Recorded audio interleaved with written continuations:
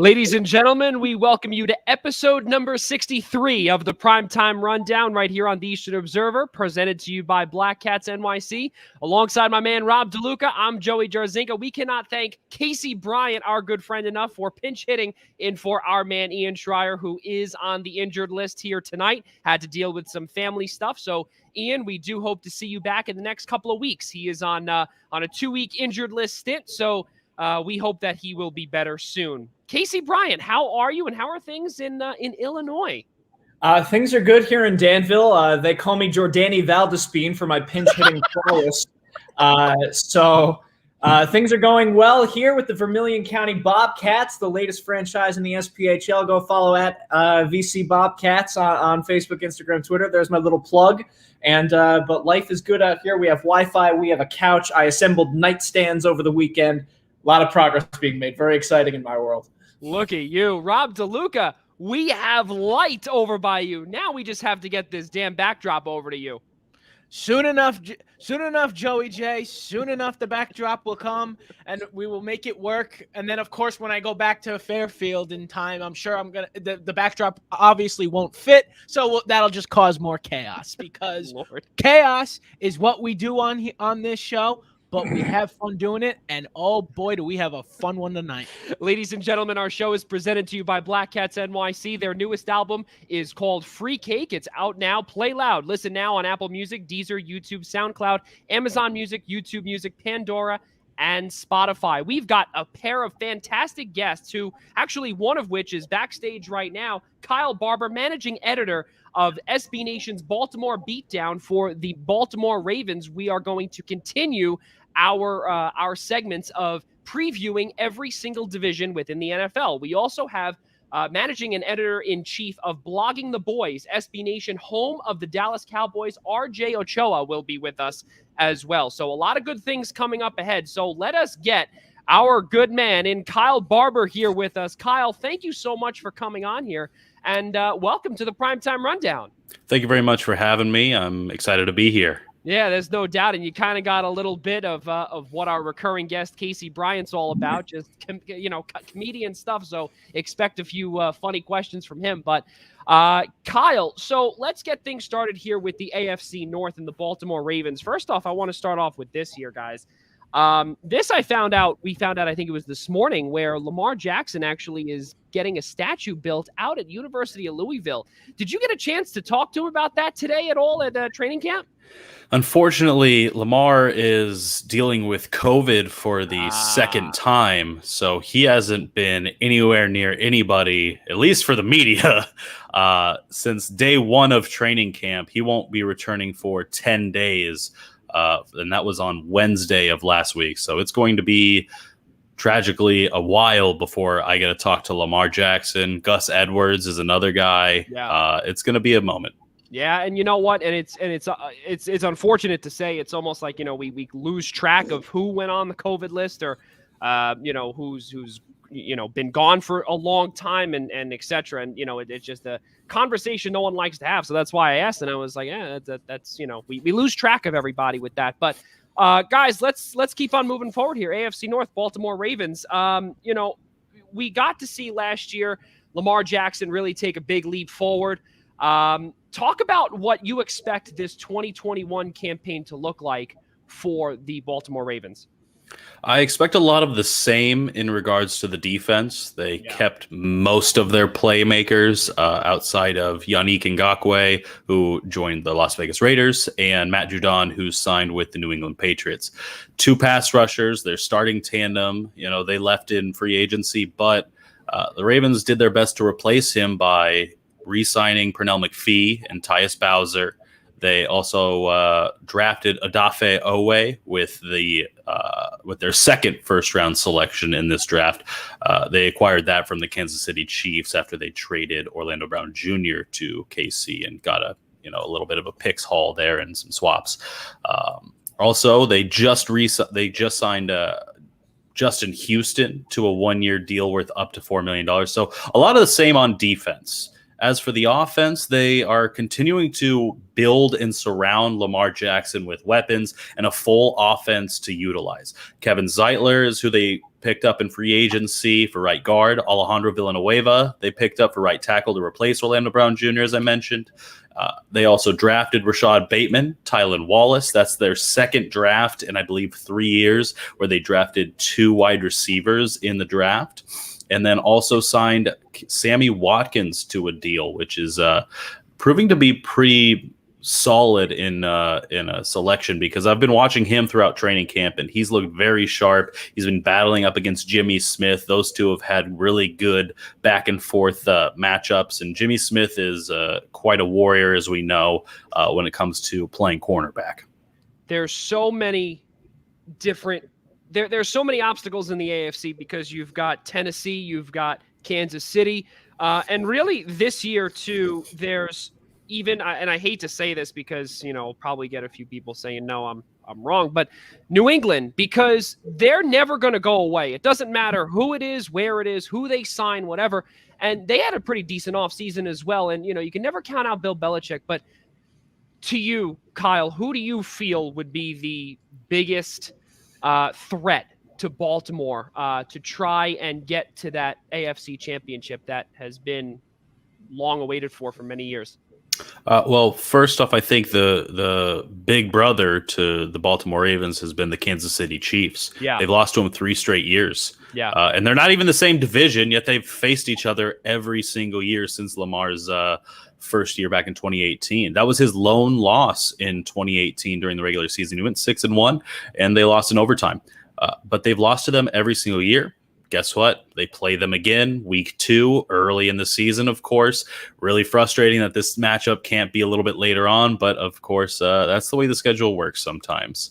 Now, as for the rest of it, there are big opponents in the AFC and also in the AFC North. The Cleveland Browns are formidable foes. They have a really stacked roster, really impressive roster. I actually kind of like watching Baker Mayfield, and he can only trend upward with Orlando Brown Jr. anyways, because they were the worst quarterback wide receiver duo in completion rate in the NFL. So, if they can get a little bit more on the same page, they're even more threatening to make plays. The Buffalo Bills are stacked. They are a formidable foe. The Tennessee Titans, as you mentioned, I don't think they're going to be going away. The Ravens and Titans have been swinging haymakers back and forth, and fortunately, the Ravens were the most recent team to land a strike. So there's some strong opponents in the AFC. It's loaded with talent, but who's the big brother of them all? It's Kansas City until proven otherwise. Casey Bryant, take it away. Kyle, it's interesting that you mentioned that the Chiefs are the biggest threat. And talking about the division in particular, it's one of the toughest divisions in football. Last year, you had 3 11 or 12 win teams. And you look at the Bengals, and they've only gotten really better in the offseason. You're expecting a healthy Joe Burrow when he comes back. They just added Jamar Chase in the draft. So you've got a really interesting squad where now the Bengals could potentially move from a 4-win team maybe to a 6 or 7-win team, take that extra step. So if you were to give me a power ranking, specifically looking at the QB, now I know you may be biased towards Lamar Jackson, but if you were to look at Big Ben, Joe Burrow, Lamar Jackson, and Baker Mayfield in Cleveland, give me a power ranking of those 4. Lamar Jackson, it's not bias. I think it's fair to say it's not bias, seeing as Lamar was the unanimous 2019 MVP, the second ever to do so, and his regression was still on par with some of the best metrics. He's also shattering rushing records at a pace unheard of.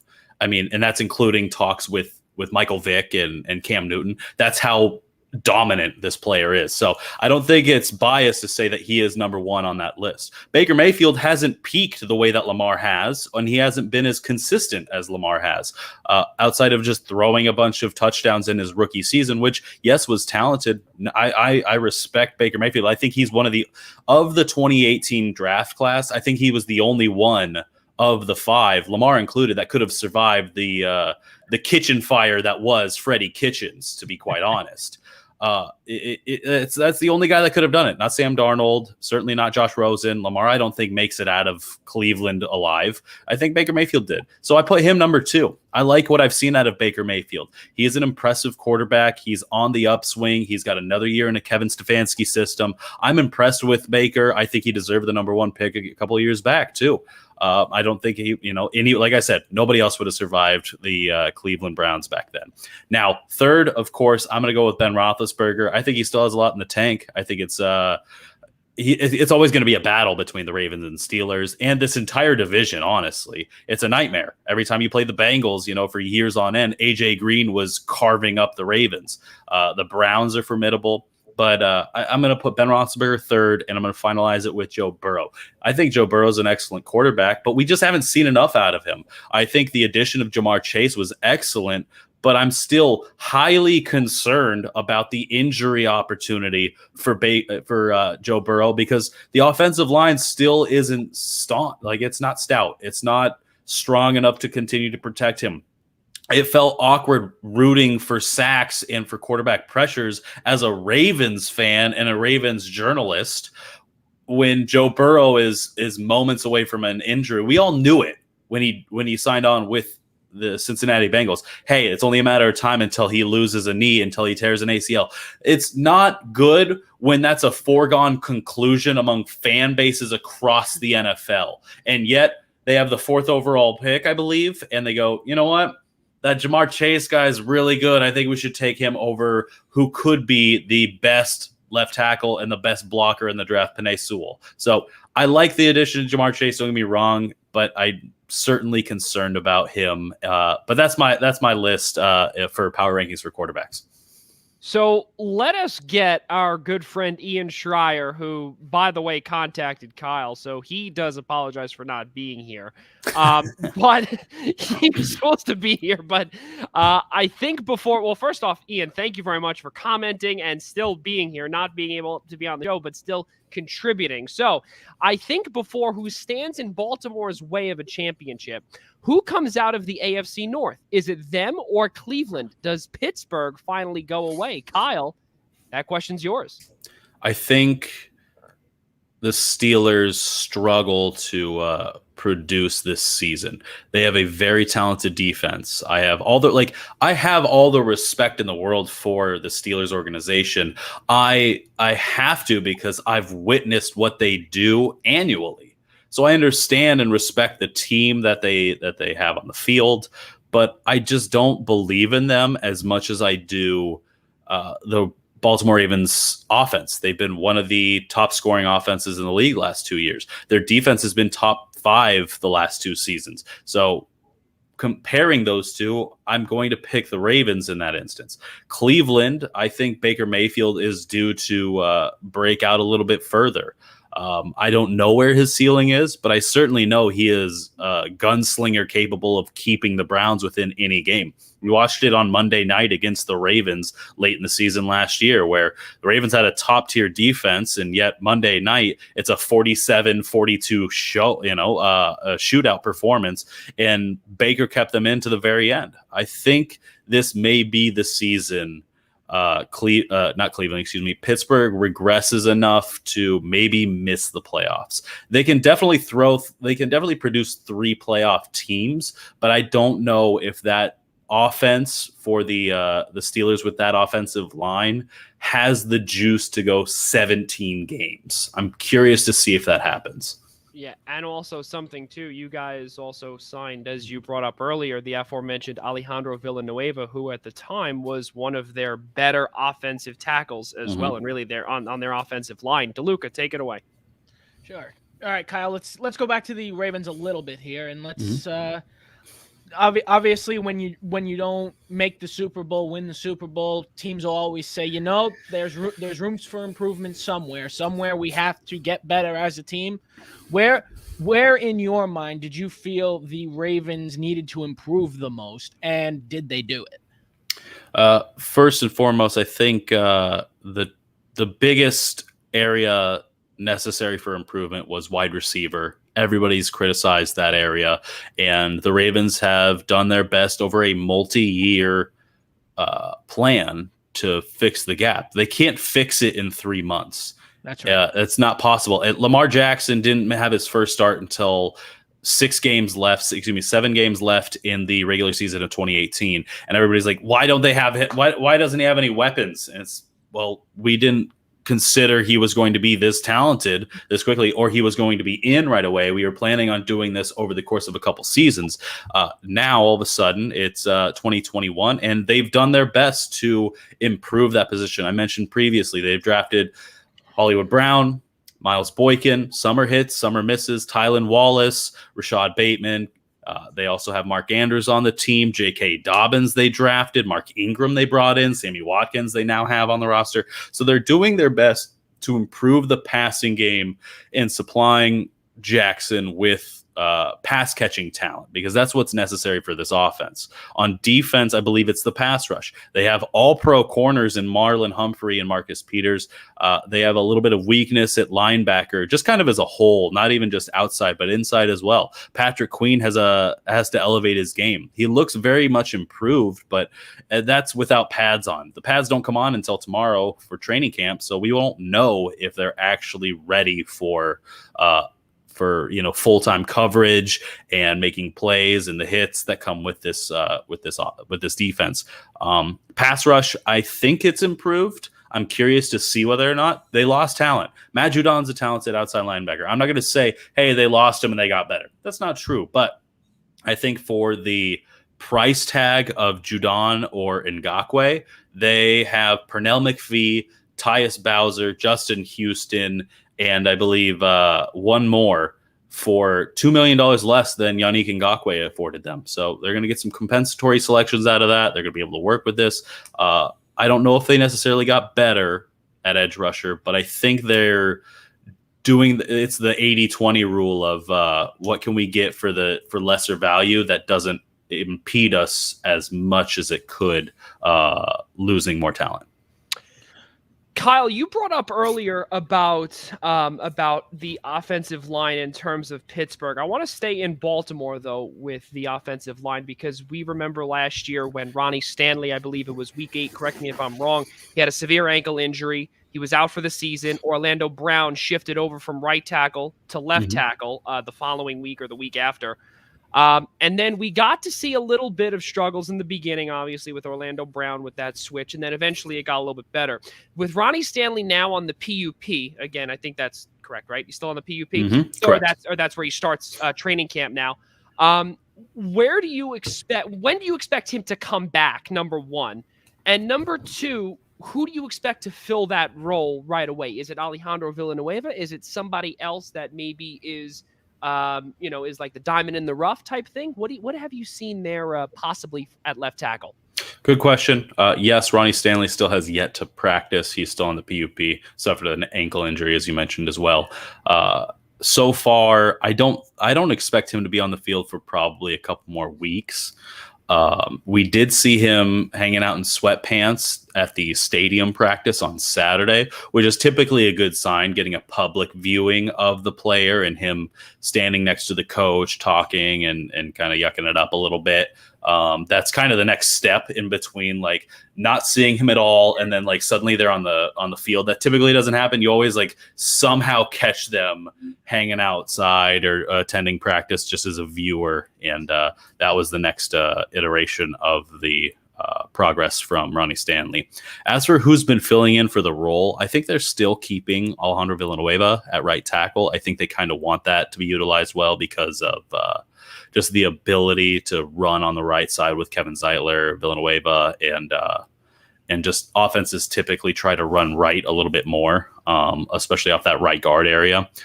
So I expect that to be consistent. As for who's at left tackle, they've been really rotating a plethora of tackle and offensive line talent at left tackle. I'm uncertain if they have a solid guy so far. Patrick Macari was taking some snaps on and off, but I haven't seen a bona fide starter quite yet.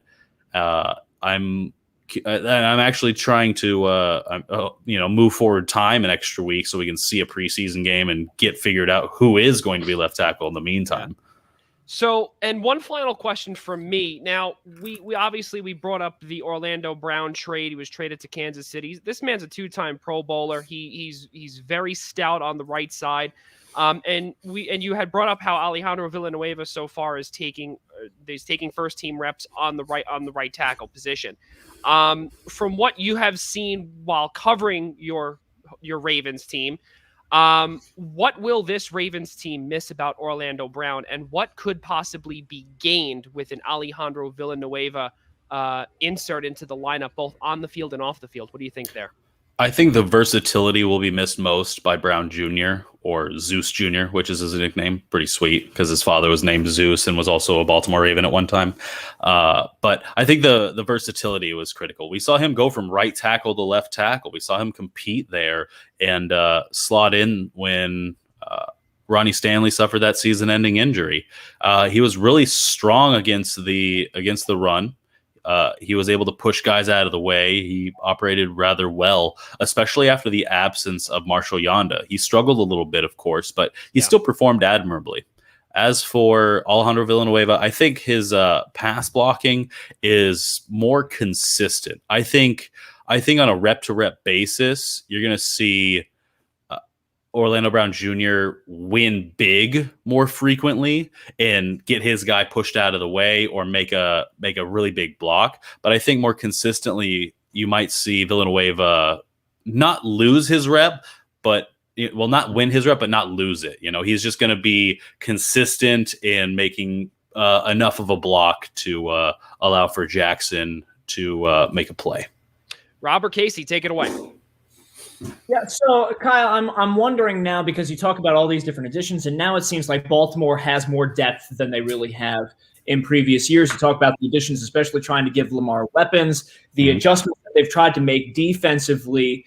So now the next step is getting over the hump, right? And trying to take that next step and become not just AFC champions, but Super Bowl champions.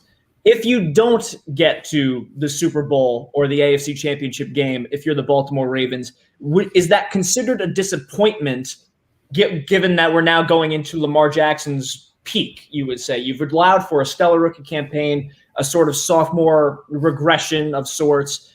If now he doesn't take that step and join the elite quarterbacks making the championship game every year, like Mahomes or like Brady, is that considered a disappointment? How high are the standards? I think it's okay. So Lamar Jackson and this team want to win a championship. It's all we hear from them. That's what they talk about, from the defense to offense. Every single player is in there working to win a championship. It's that rings mentality that kind of sports has all been, enamored by. That the more championships you have, the better. I think that really spawned from the LeBron James, Michael Jordan debates of, well, Jordan's got 6 rings, while LeBron's got the stats. So I think that's obviously a conversation for another time. But to get back to your question, I have a differing view that I think it's incredibly unfair to be like, well, if Lamar Jackson can't get to the Super Bowl every year like Tom Brady has done, like, is he a failure at life? And it's like, whoa. Like, do you know how incredibly difficult it is to win a championship in this league, especially when Brady at whatever age is still doing what he's doing? It's incredibly unfair to put him to the standards. Aaron Rodgers, one of the best of all time that we've witnessed, especially in this era, has 1 championship. I mean, Ben Roethlisberger has 2 over the entire course of his career. Drew Brees only had 1. Matt Ryan only got to 1. Joe Flacco somehow managed to win 1. But I think it's incredibly unfair to be like, if he's not Patrick Mahomes, who was paid $500 million over the course of 10 years, and if he's not Tom Brady, does he suck? Is he bad? I know that's not what you're saying, but that's really how national media is really talking about this, is like, man, Lamar's horrible because at 24 years old, he doesn't already have 3 rings, and he didn't do so against KC. I think, yes, they need to at least get to an AFC championship. To me, that is the bar at this point. If they were to lose another playoff game, one and done, it would be horrible. If they were to only get to the divisional for the 3rd straight year, I think that would also be really bad, whether or not they win their first round. But I think this team's floor for expectations is is the AFC Championship. I know I kind of was like, hey, you can't have the thought that Super Bowl or bust, and then me being like, but if it's actually AFC Championship. But like, that's where this team is built for. They have dumped all their money. They have all the cap space spent. They are in the last year of Lamar Jackson's rookie contract. This is the year that you hope to get it done before the money is too tight on a quarterback contract. But I think it's close. Well, you know what? And right before DeLuca closes us out here, I want to piggyback off of Casey Bryant's question. So the problem that I have here is that you look at the wide receivers, right? And we've finally gotten to see how J.K. Dobbins as well as Gus Edwards, they have really taken over the running back room, correct? So now, in terms of the wide receiver room, you look and you see the guys that are, I don't want to say, marquee names right now, but you've got a Miles Boykin, you've got a Hollywood Brown, you've got a Sammy Watkins. Those three names don't really stand out outside of Baltimore. Is there somebody that possibly Baltimore could have gone after that could possibly make the difference? Or do you feel also, as a Ravens fan and writer as well, that these three wide receivers, as well as the first round pick, can they get them over the hump? That's a great question.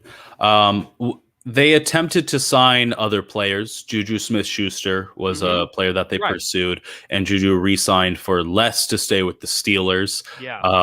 A lot of people took that as an indictment on the Ravens, when in fact, like, Juju is beloved by the Steelers fan base for the most part.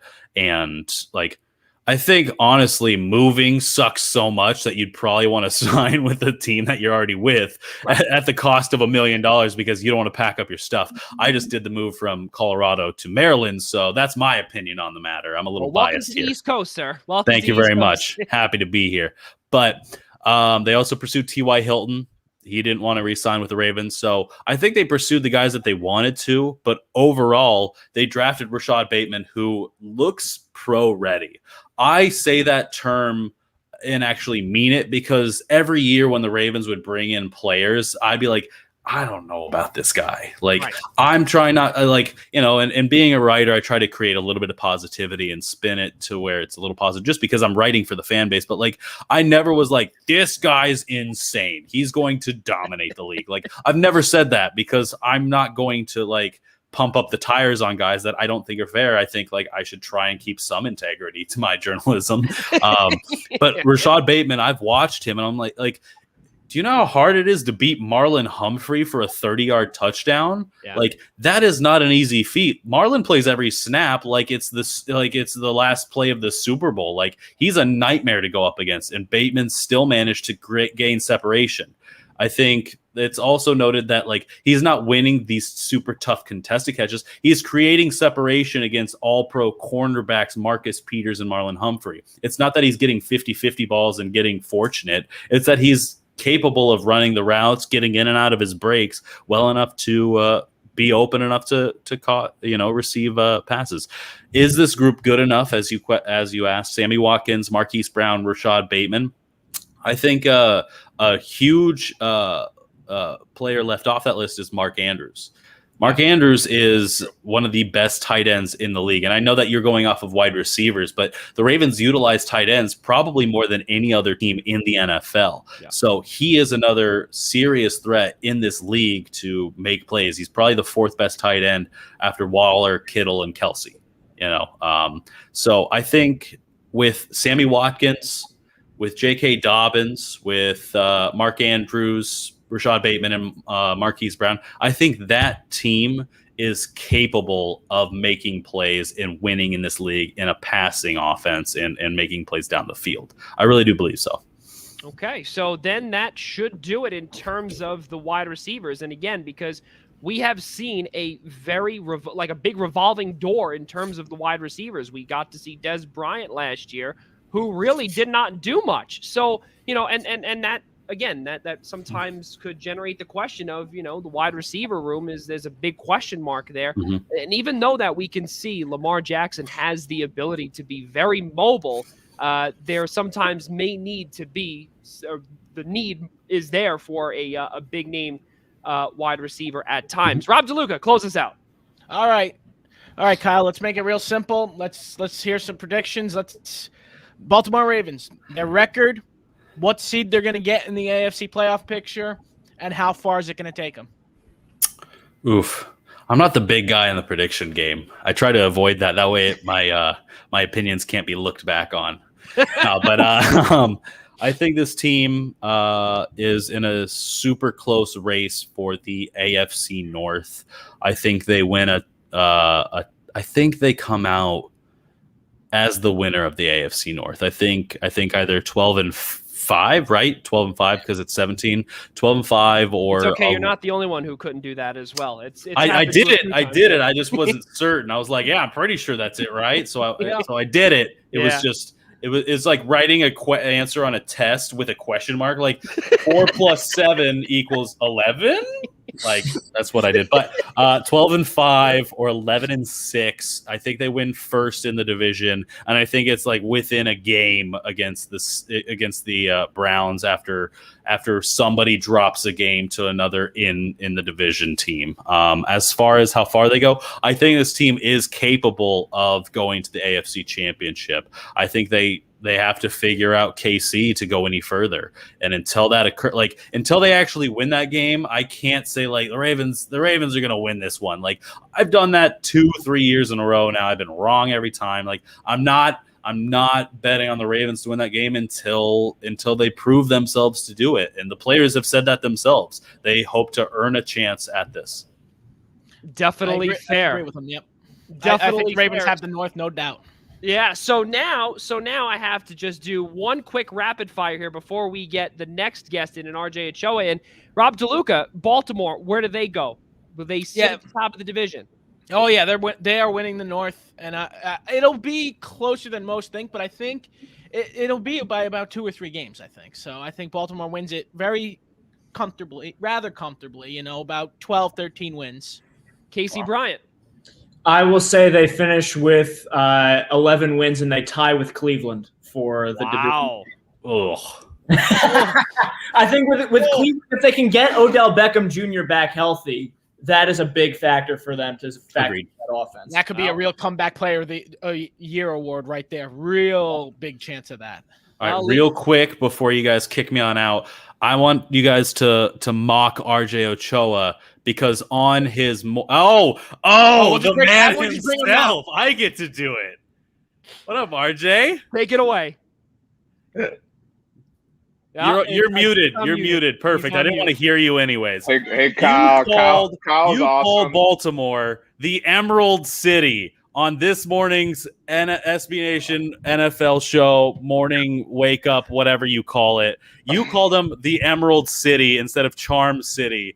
And I just want to publicly shame you for doing so because I was yelling in my car on the drive home from training camp. I went, this man has done it again. So I've lived in Texas my whole life. I have no shame in that. I also shouted out Tracy Turnblad. I feel like I'm the only person that ever gives Baltimore that specific, mode of love, Kyle. So my colleagues on the SB Nation NFL show, Kyle knows, hate all over Lamar Jackson.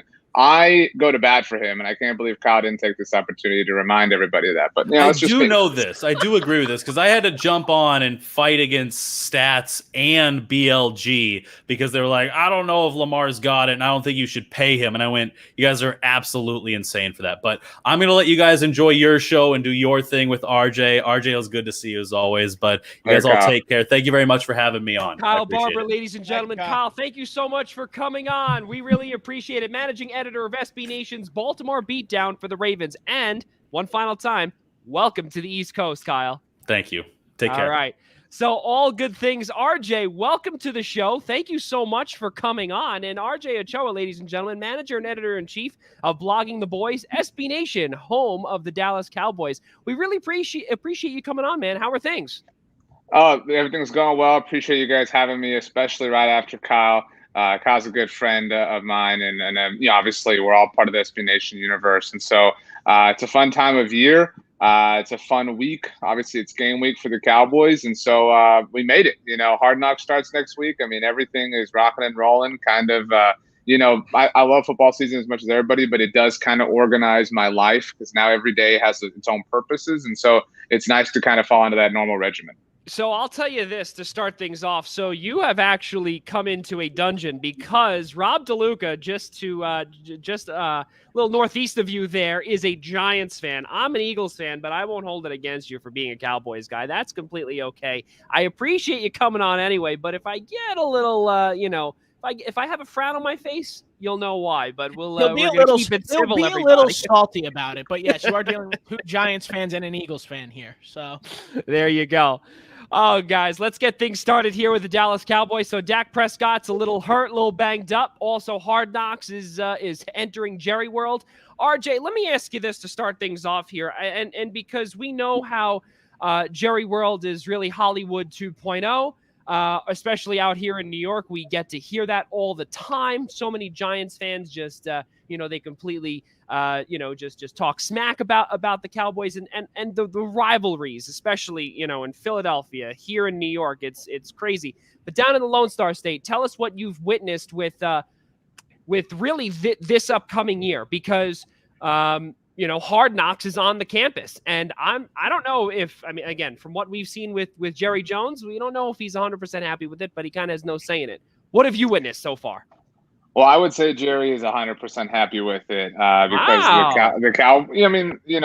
for all the Cowboys on the field faults over the last quarter century, they have maintained their status as the most profitable, most visible, sporting team in the world. And in a sport that is generally played domestically only here in the United States, I think it's an impressive accomplishment that it supersedes the likes of, the European soccer giants, even a lot of baseball teams, obviously, that have more global reach. But that's kind of the Cowboys' way. And I think that that's going to be on full display in Hard Knocks. And I think, a lot of people wonder if it's different with this Cowboys being on Hard Knocks. It really is the same. They're so used to so much attention anyway. I think, like when the Cleveland Browns were on Hard Knocks a couple of years ago, that had to have been a really large culture shock, even though Baker Mayfield was the number one overall pick at the time. It's been an interesting, last few months, this offseason. The Cowboys have unfortunately kind of been here somewhat recently. It was 5 years ago in 2016. They had the 4th overall pick. That was the highest they picked before this year when they picked at 10 before trading back with your Eagles, Joey. And so, at the time, Tony Romo had just missed 12 games the year before. Dak Prescott missed 11 games this past season. The Cowboys didn't address the backup quarterback situation then, although they did spend a 4th-round pick on Dak Prescott himself. This year, they didn't really do that, but they've thrown everything they've gotten at the defensive side of the ball, both draft picks and whatever free agency sprinkling that they've done otherwise. And so there's optimism. And I think the reason there's optimism is because the quality of the NFC East is so down that it stands to reason that this team should perform well and have a lot of success. But there's also, because they're the Cowboys, this high level of expectation. And because they haven't met them, you get questions like, is Mike McCarthy on the hot seat? Could the Cowboys move on from him? Is Mike McCarthy overrated? So they constantly live in this, middle ground between underrated and overrated. And because of that, they're always in the news, which, again, is ultimately what a lot of people believe that Joneses care about more than anything else. Yeah, well, and not only that, too, but also speaking of Mike McCarthy, too, obviously not really, not a great year after Dak Prescott went down. So much heat was put on him. And I'll tell you this, as an Eagles fan, I kept saying, give him time. Your franchise quarterback went down with a gruesome injury. How are you blaming everything on him right now? And why are you calling for his head in year number 1 when really this is kind of a retooling project? And just a couple of years ago, RJ, we got to see this offensive line really take flight and become the number 1 offensive line in the league. Now they have slowly digressed a little bit. But now, where do you see some improvements? Were there any improvements made this offseason on the offensive line to replace the Travis Fredericks of the world, et cetera? Well, Travis Frederick retired last year, and the Cowboys did draft Tyler Biadasz, incidentally, in another trade with the Philadelphia Eagles. And so Tyler Biadasz, who actually hails from Wisconsin, where Travis Frederick went to school as well. There's obviously a strong lineage there between the two of them, is entering year 2, and I think everybody's really optimistic about him. You mentioned obviously the whole offensive line, and it's true that it's withered. I think a lot of national consensus, if you turn on your generic morning talk show on whatever major sports network, a lot of people believe that the Cowboys do still have one of the best offensive lines in the NFL, but it has regressed and it has kind of fallen out of maybe the 10th best, 11th best, and even despite that, they're still I think pretty good, but.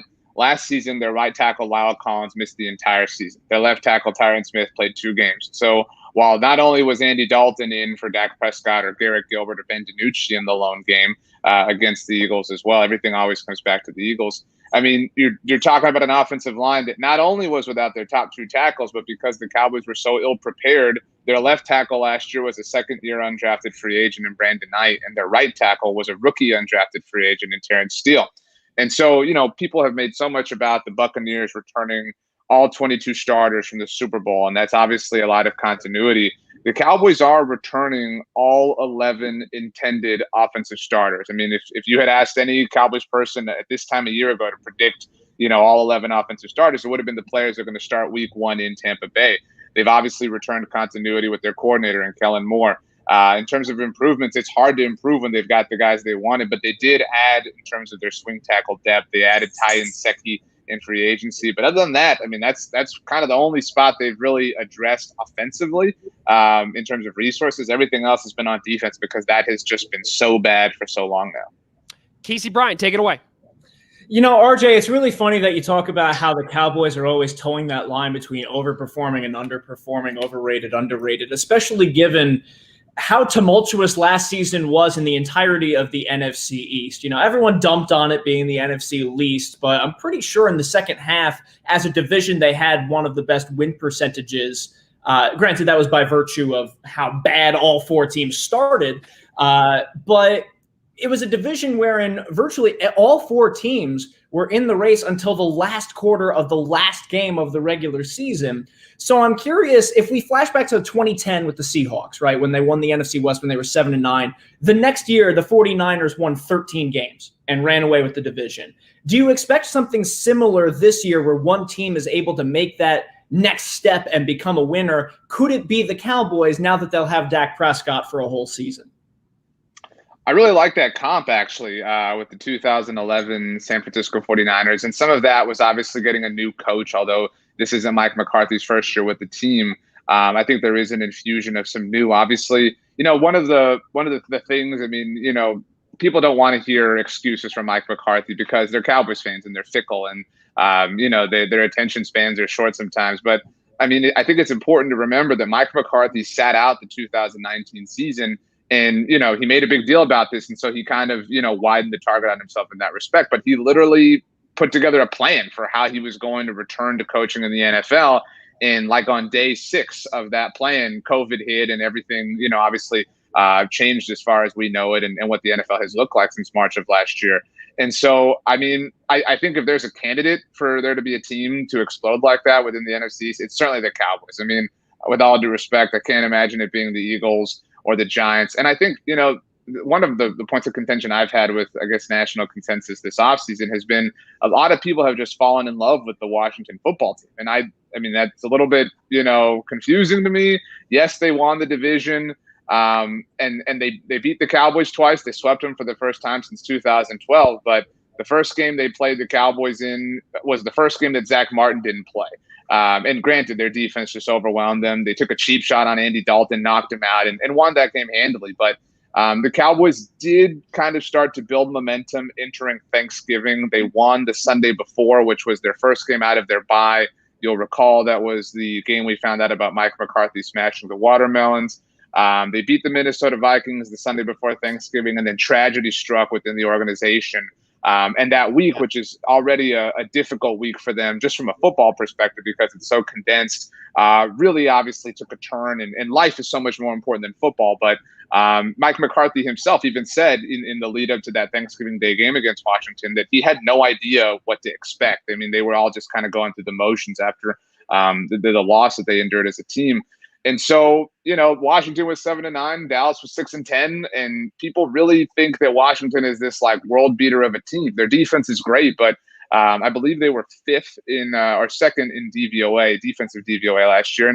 And generally there's regression to the mean in a lot of these things. And so I do think the Cowboys regressing to the mean. I believe in 2019 they lost 7 one-possession games. And so generally that kind of stuff stabilizes. And so, that's, I think to your point, Casey, a team swings 8 wins in 1 year and you wonder, well, how did that happen? And it's because all those things where they were in one side of the spectrum in different measurements or different statistics, they regress to the mean, and that's why they're here now. And that's why next year they'll fall off or whatever the case may be.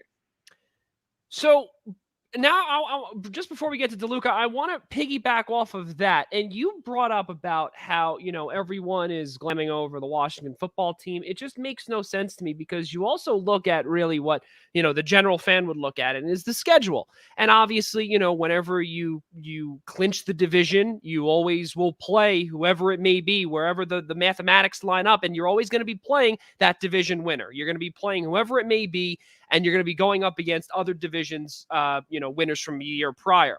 Now you've gotten to see what Washington has done. They've lost this person. They've acquired this one.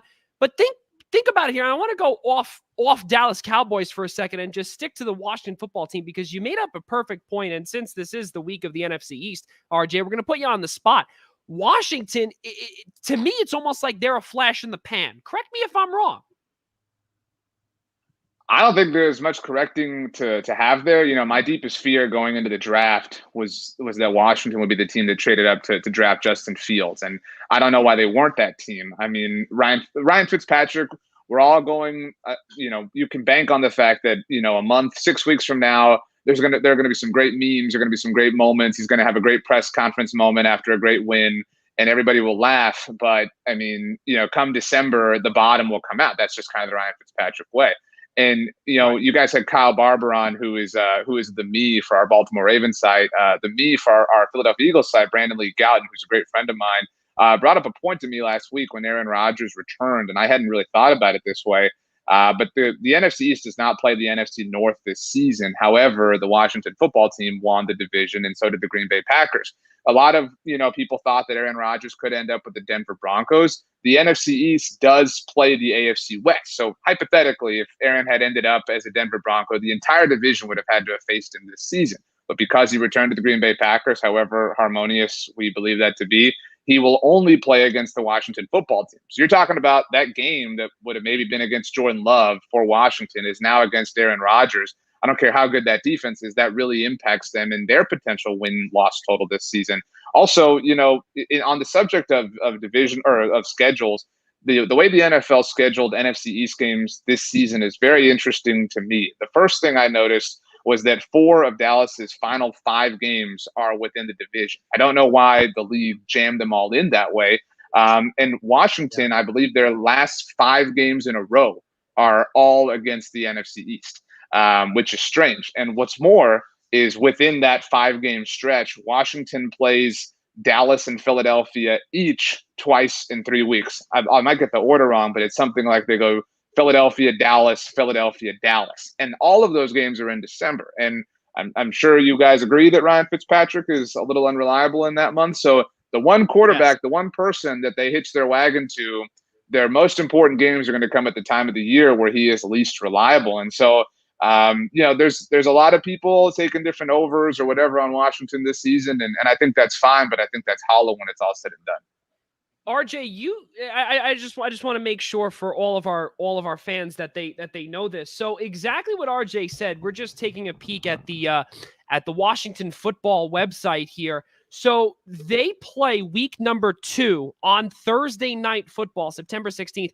They will be hosting the Giants, and then fast forward all the way 12 weeks later to week 14, and exactly what you said, December 12th, they host Dallas, then they're in Philadelphia week 15, in Dallas week 16, and then they host Philadelphia in week 17, and then in week 18, which sounds very weird to me, they go and finish the season in East Rutherford.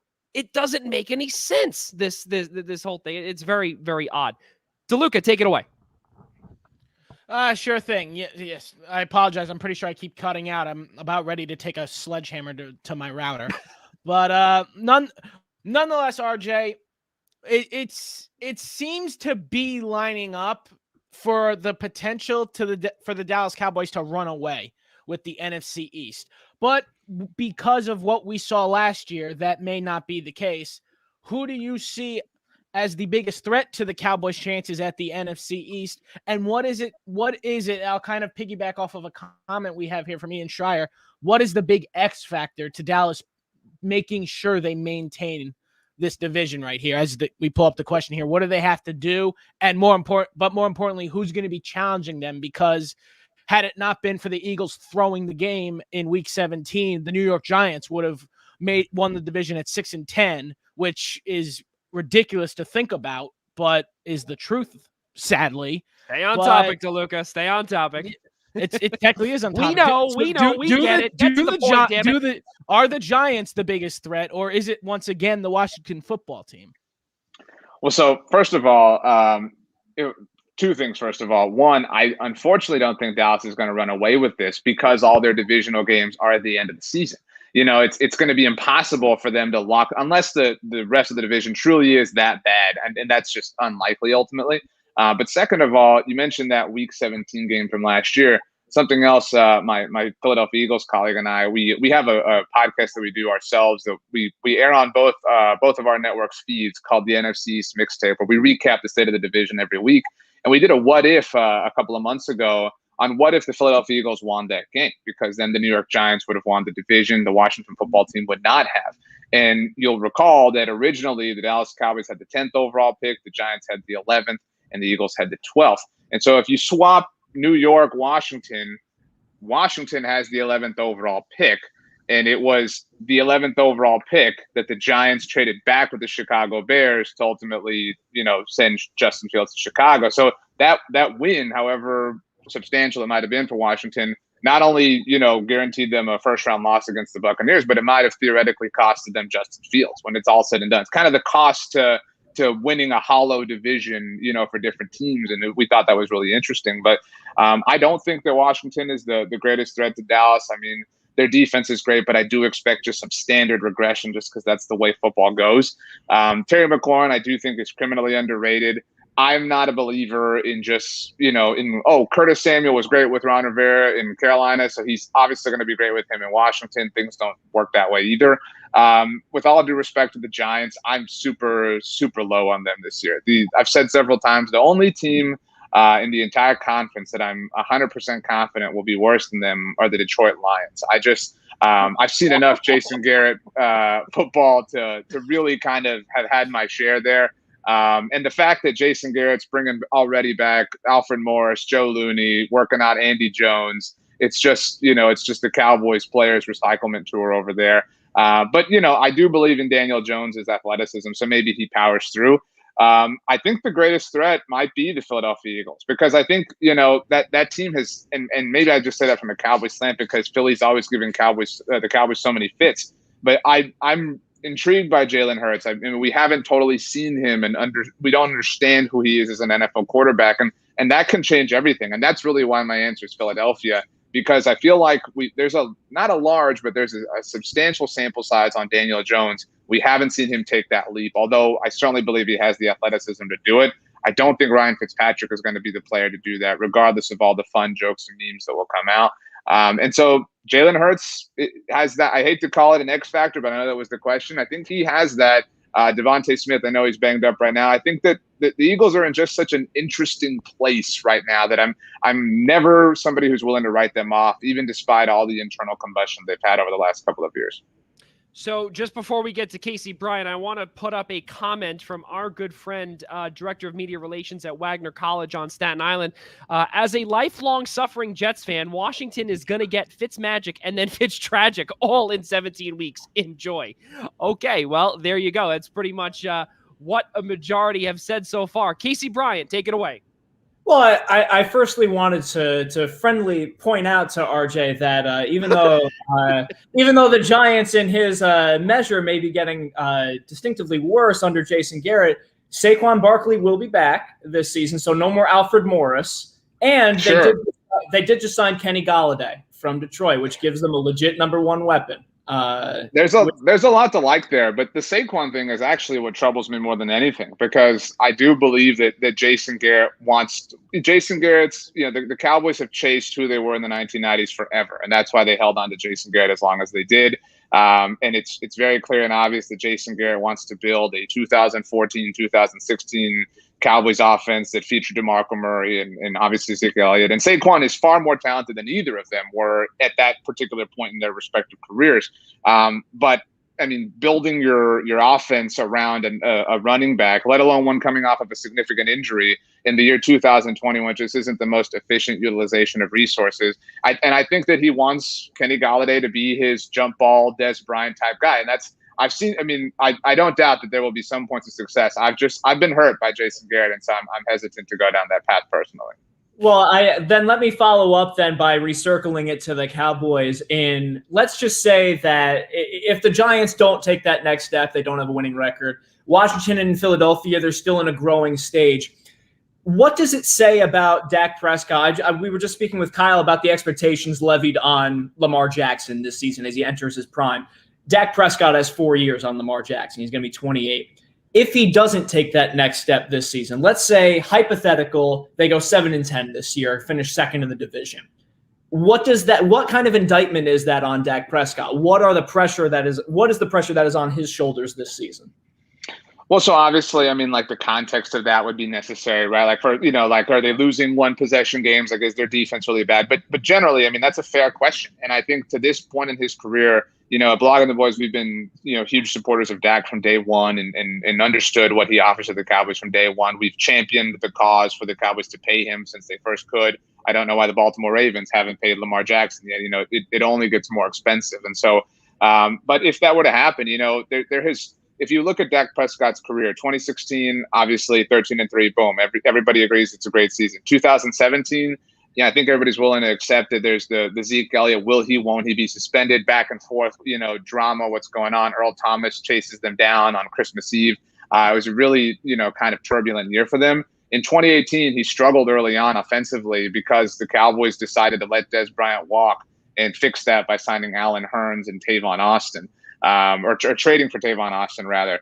And so, I mean, not exactly a winning formula until they traded for Amari Cooper. And so a lot of people thought early on, well, he's only great because he's got a great wide receiver. And, it's a weird thing that, great wide receivers help good quarterbacks be great. I mean, it's a weird coincidence. But 2019, Dak took a huge leap offensively, individually. First season under Kellen Moore as his OC. John Kitna was his quarterback's coach. But the Cowboys, I mean, we're just kind of plagued by Jason Garrett. And so last year, to your point, Casey, was kind of the first, all right, this is our first true sample size at that. He's freed. He's Andy Dufresne at the end of this tunnel. Let's see what this guy's really all about. And individually, obviously, he put up a lot of numbers, gaudy numbers and statistics last season that, made him really, really valuable in fantasy worlds and things like that. But the Cowboys, many people will note, we're 2-3. Even if you count that game he got injured, the Cowboys won against the New York Giants. And so it's time. And it's time because, I mean, he's been paid. And so that changes the context. That changes the narrative. There are still a lot of Cowboys fans who say, I wish the team hadn't paid him. He's mediocre. He's not this. He's not that.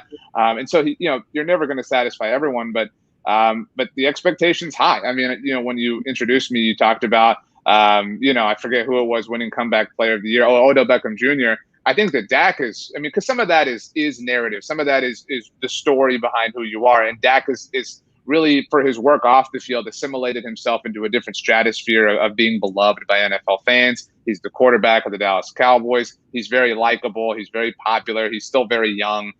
So I think he does have the inside track towards that. But yeah, I mean, it's time. I mentioned it. You've got all your offensive starters that were with you last season returning. You have an offensive coordinator in his third season with the team. You have a head coach in his second season. You didn't have the social distancing OTAs and mini camps. Like, you had everything you could possibly have. Granted, you're coming back from injury yourself, but you've been telling us that you're ready to go. I mean, now is the time. If they go 7-10, it's more than fair to say, you know what, man? You're in the really crappy NFC East. Why do you not have more to show for it than 2 division titles and 1 wild card playoff one? So now I'm not gonna close this out, but I'm gonna be like kind of the eighth inning guy here. So RJ, my question to you is that this upcoming Thursday is the Hall of Fame game.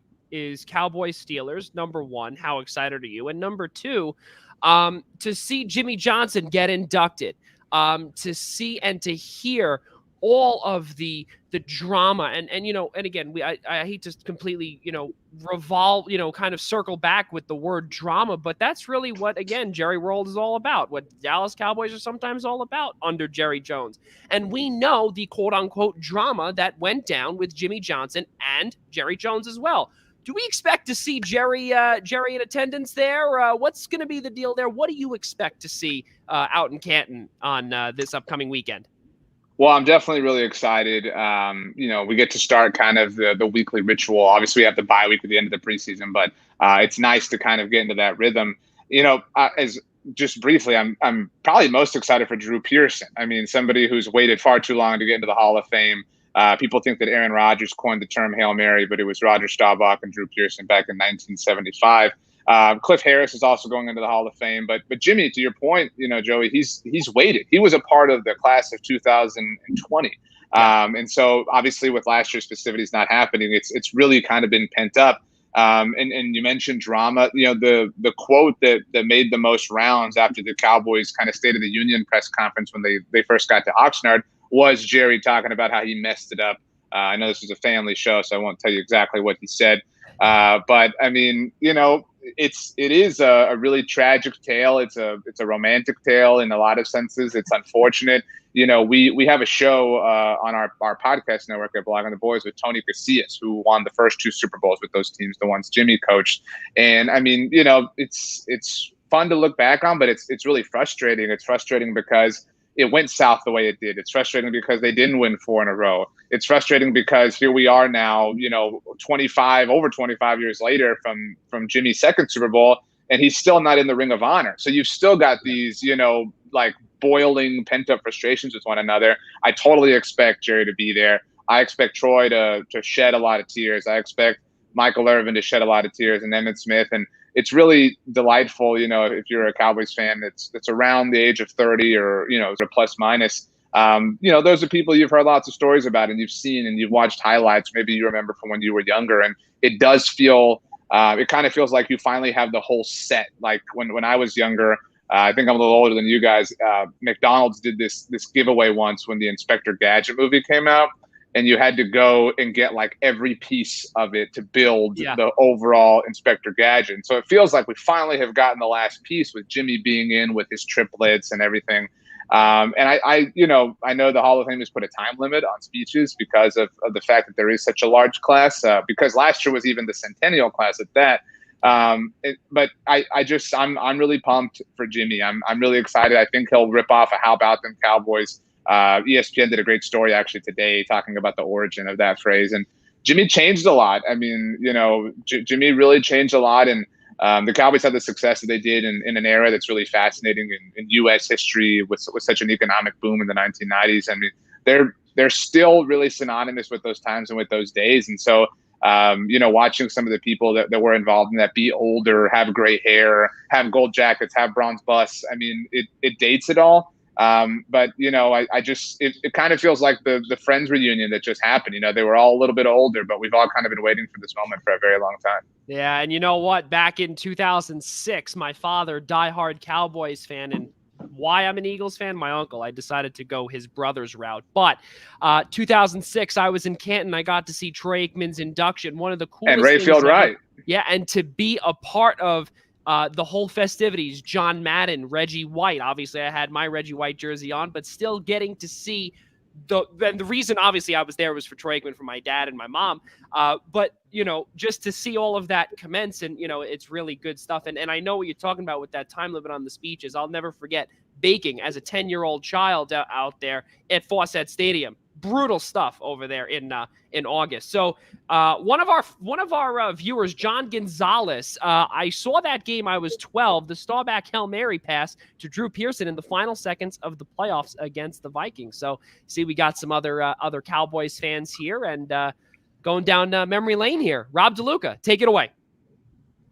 All right, RJ. Before we let you go here, let's let's just do it real quick.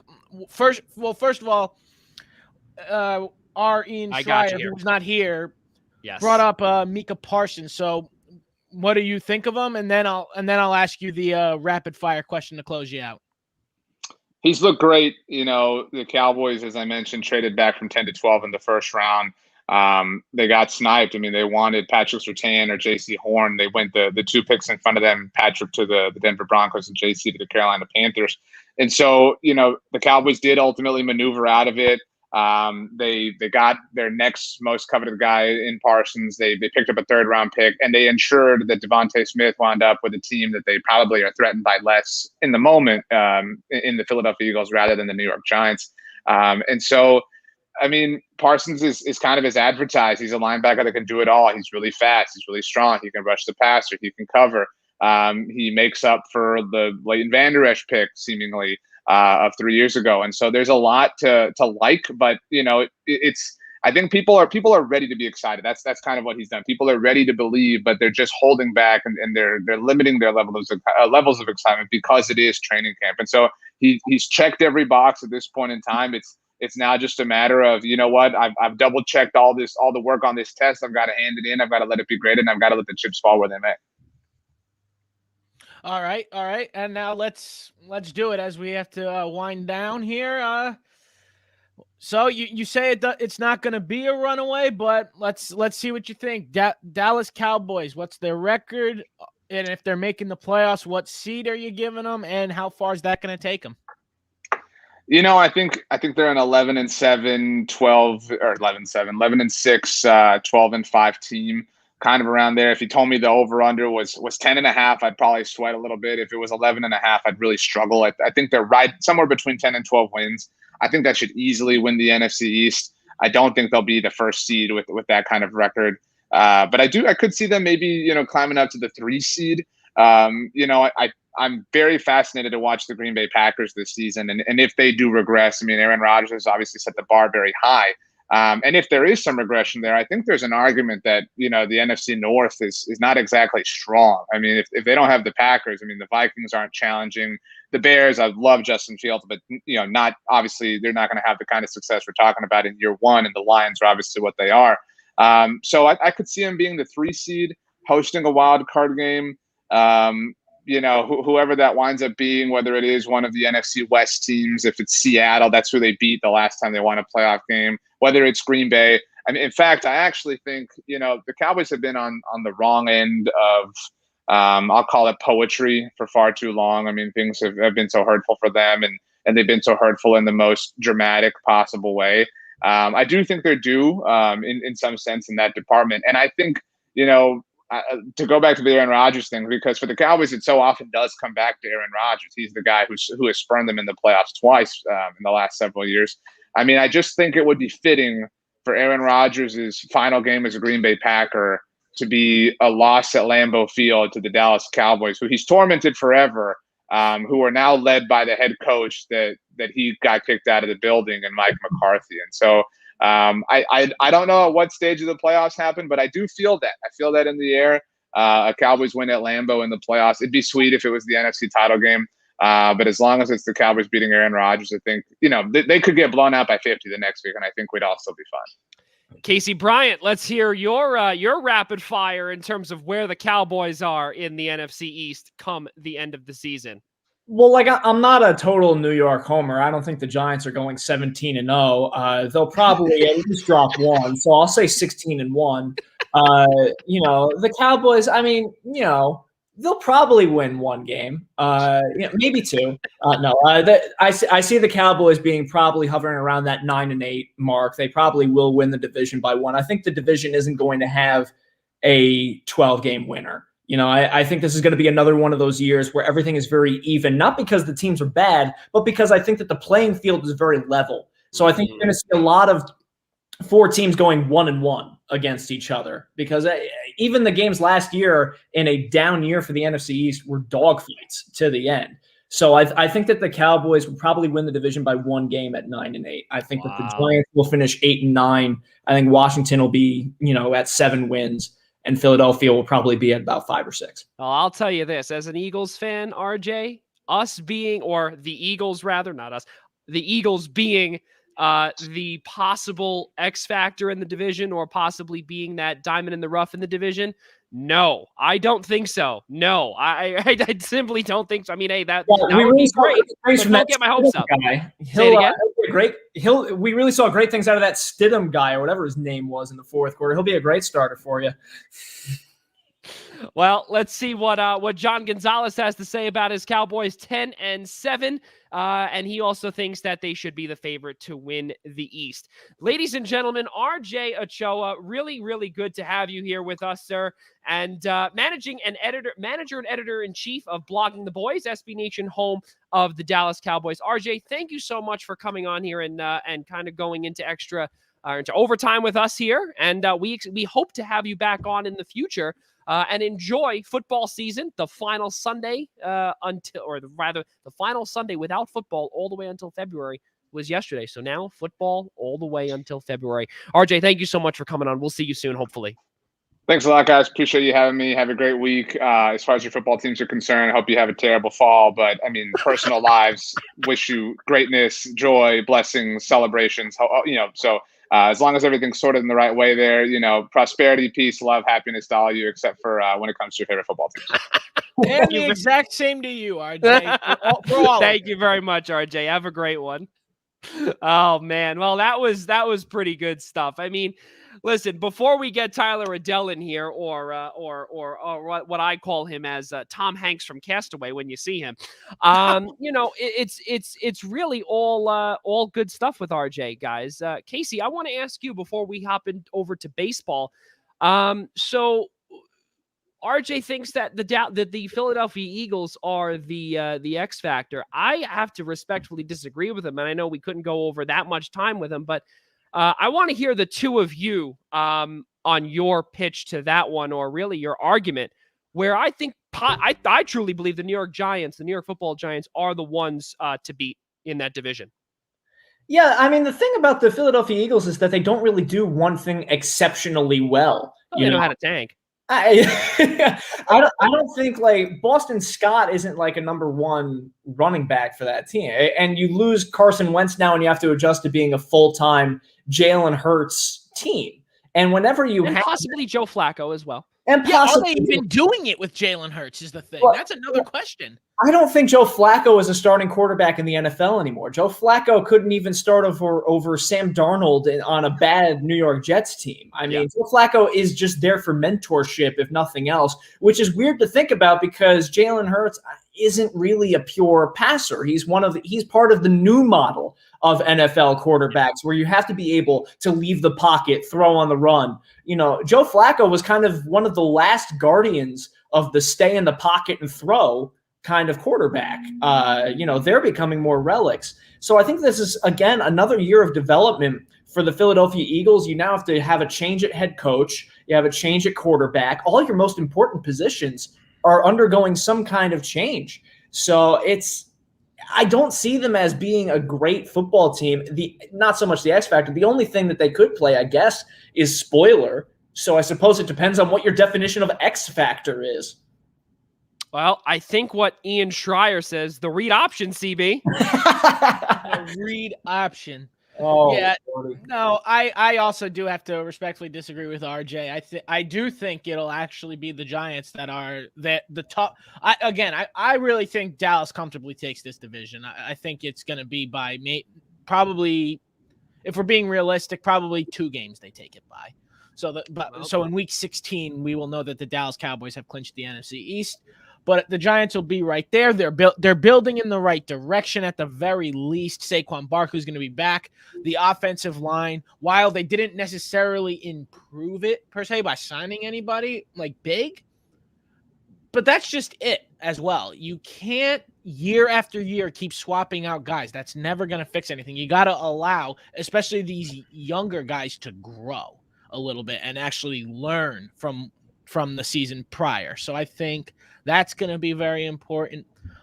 But overall, I do think the Cowboys take it by 2 games, but the Giants will breathe down their necks for a little bit. It's really going to come down to that stretch, as RJ mentioned, because the NFL made the NFC East real weird this year with scheduling. It is wild, and it's going. And don't get me wrong, it's probably going to be a lot of fun, but it could get intense, especially if it's close down the stretch. Well, I'll tell you this, and this is the last thing that we're going to do before we get to the two comments and then we bring Tom Hanks in here. The one thing that I want to say here is that the only thing that RJ maybe could be saying is that maybe you do have 4/5 of your offensive line returning. Yes, they are a year older. Can they get back to that form in Philadelphia? I personally don't think so. How well will Jalen Hurts do? I don't know either. It doesn't make much sense here. John Gonzalez says that Jalen Hurts is a problem for the Birds. I completely agree. Ian Schraier says 8 to 9 wins is the expectation for the New York Giants. Anything over that is gravy and probably wins the division. Not expecting division in 21 for Big Blue. Okay, well, and then here, I don't normally say this. This is Brian Morales. I think Joe Judge figures it out. Giants win the NFC East. Sorry, Joey. I'll tell you this, B. I personally agree with you. I think that they might really take it over the top. That secondary is, bar none, one of the best that I've seen in a long time.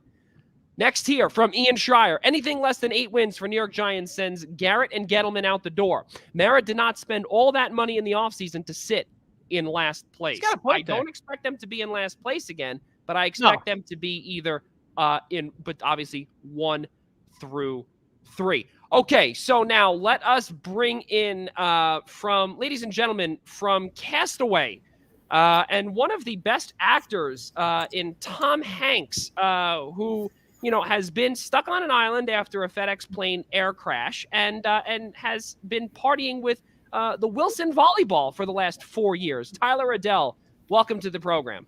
Yeah, hey, Joe. How are you? Rob, nice to see you. Casey, nice to finally formally meet you. Yeah, nice to meet you, Tyler. Yeah, okay. So now, ladies and gentlemen, all joking aside there, that is my our partner here at the Eastern Observer. He's one of the co-hosts of the Essential Wrestling Podcast, but can talk all things sports. We'd like to welcome him on to episode number 63. Guys, let's get things moving here in Major League Baseball. Let's start things off here with Anthony Rizzo, Joey Gallo traded to the New York Yankees. Rob DeLuca, you're a Yankees fan. I know Casey is a Mets fan, and Tyler on his good day is a Yankees fan. But DeLuca, Anthony Rizzo, Joey Gallo, a pair of Paisans heading over to the Bronx. How good does this feel? And right now, in this Rizzo-Gallo era, they're 3-0. This era has been fun so far, especially if your name's Anthony Rizzo. You could not get off to a hotter start to debut as a New York Yankee. I expect they got very loud standing ovations in the Bronx tonight as they returned home to face the Baltimore Orioles. So that was probably really exciting, and I hope that they continue these hot streaks.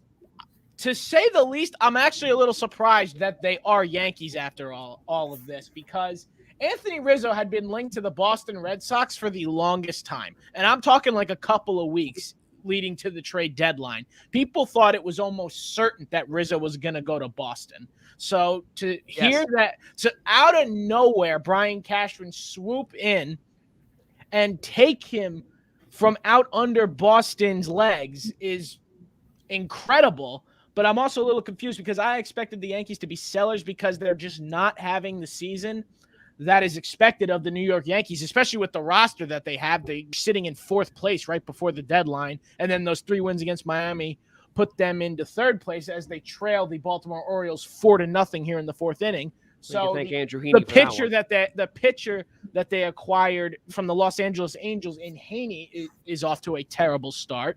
So we will see where that goes. But no, nonetheless, as an Italian-American myself, having Gallo and Rizzo on here is a load of fun. Yeah. And just before we get to Casey and to Tyler on this, there is something here from so the Chicago Cubs obviously traded Rizzo, Baez, and Bryant. According to SportsCenter, this is a pretty cool stat here. On Friday, Anthony Rizzo homered in his Yankees debut. On Saturday, Javier Baez homered in his Mets debut. And on Sunday, Chris Bryant homered in his San Francisco Giants debut. And there are the first trio of former teammates in the modern era to start the season on the same team and then homer in their respective debuts with a new team later that season. That is some pretty cool stuff. And I want to just get to the Anthony Rizzo home run, the Chris Bryant home run, and the Javier Baez home run. And then Casey and Tyler are going to take it away. Take a peek at this, folks. Ever have to buy a meal there. And now he drills one deep to right field. There it goes. See ya. His first Yankee home run, and it gives the Yankees a 1-0 lead. Lonzo at first and 2 out, and Baez gets one in the air to left field. Winker going back, looking up, and it's out of here! Javi Baez with a 2-run homer. A towering shot. His first home run as a New York Met. Well, cha-cha. Deep left field. It is a home run! Chris Bryant, in his first game as a Giant, has hit a home run for the Giants' first run. That's pretty cool. Not only that, to see all three of those former teammates now hit home runs in their first at bat. All good stuff. Casey Bryant and Joey, they were all at home too. Yeah, that was. Oh no, wait, no, I'm sorry. The Yankees were in Miami, but you couldn't tell from the crowd noise. That's my bad. and also keep that in mind too. When Derek Jeter spoke with Meredith Marakovits as well on Yes Network, he also had something to say. I don't have that clip though, but she did ask about the influx of Yankees fans coming down. That in just a few days ago, obviously for that 3-game set. And really seeing about the winning and the lack of fans. And he basically called out Marlins fans and saying, come on down, buy some tickets. We want to win. He's not used to the losing. Casey Bryant, we got to see Anthony Rizzo and Joey Gallo over to the Bronx. Obviously, you're a Mets guy. What do you see with the New York counterpart? Well, what I see from the New York counterpart is exactly what we've been seeing since the 1970s. If the Yankees have any kind of remote need or even just want, if they just wake up in the morning and decide that they want something, they're going to go out and get it. So the fact that Rob is able to sit there and with a straight face say, yeah, I really thought the Yankees might be sellers this deadline. I want to laugh at him and punch him in the face. Because the New York Yankees will never be deadline sellers. And the one time that they were deadline sellers, they were able to flip Aroldis Chapman for freaking Gleyber Torres. So I never want to hear a word about the Yankees being sellers ever again. It's never going to happen. Put it out of your mind. What grinds Casey Bryant's gears? Here we go. Especially since the Yankees are still very much so in striking distance for a playoff position. They have been able, for as hot as the Red Sox and the Rays have gotten off to, those two, it's not sustainable for either one of them. And the Yankees are still waiting for reinforcements. They're about to get Luis Severino back. He's making a rehab start in Somerset. Okay, so the Yankees, I thought Rizzo was going to go to first base. Luke Voit is a 30 home run hitter. We could get Anthony Rizzo. It's fine. Who cares? Bring him in. Oh, we don't have anyone to play in the outfield yet? Oh, what's that? We have too many people to play in the outfield. Bring Joey Gallo in. Who cares? We're the Yankees. We can foot any bill we want. You want Rolex? You want Rolex? So let's get you a Rolex. You want Ichiro in right field? He's owed $20 million. Who cares? Bring him in.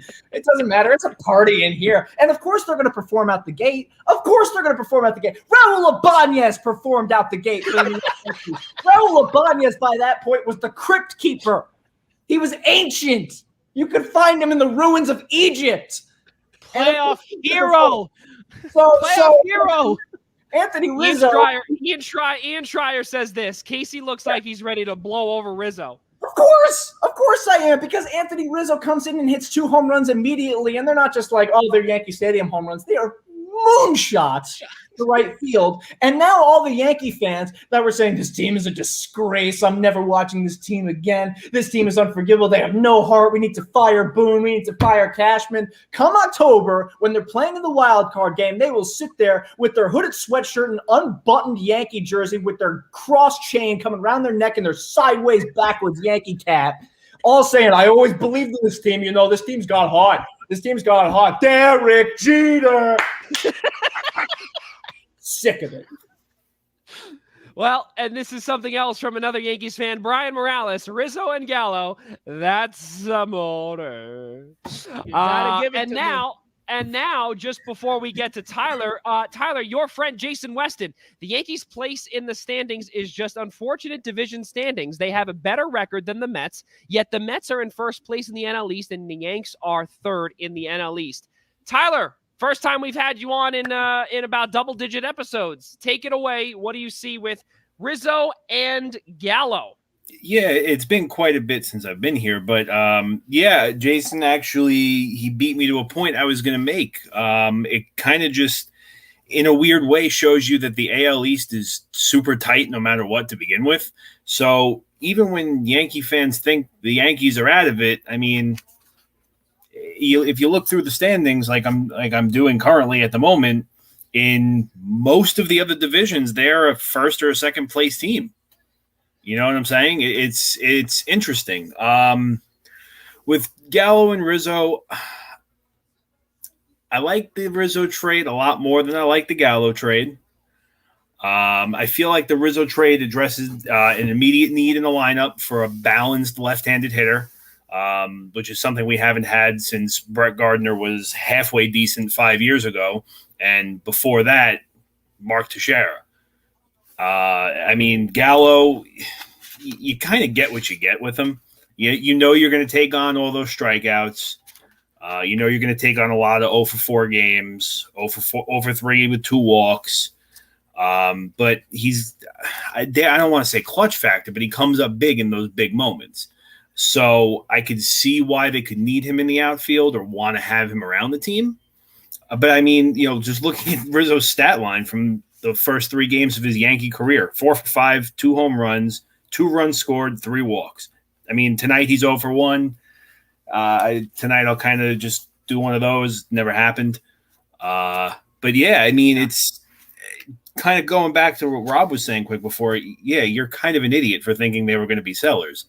I mean, it's just one of those things where, like I said, you look at the Yankees record at 56-48. They're only 7 games out of the division, 2 games out of the wild card.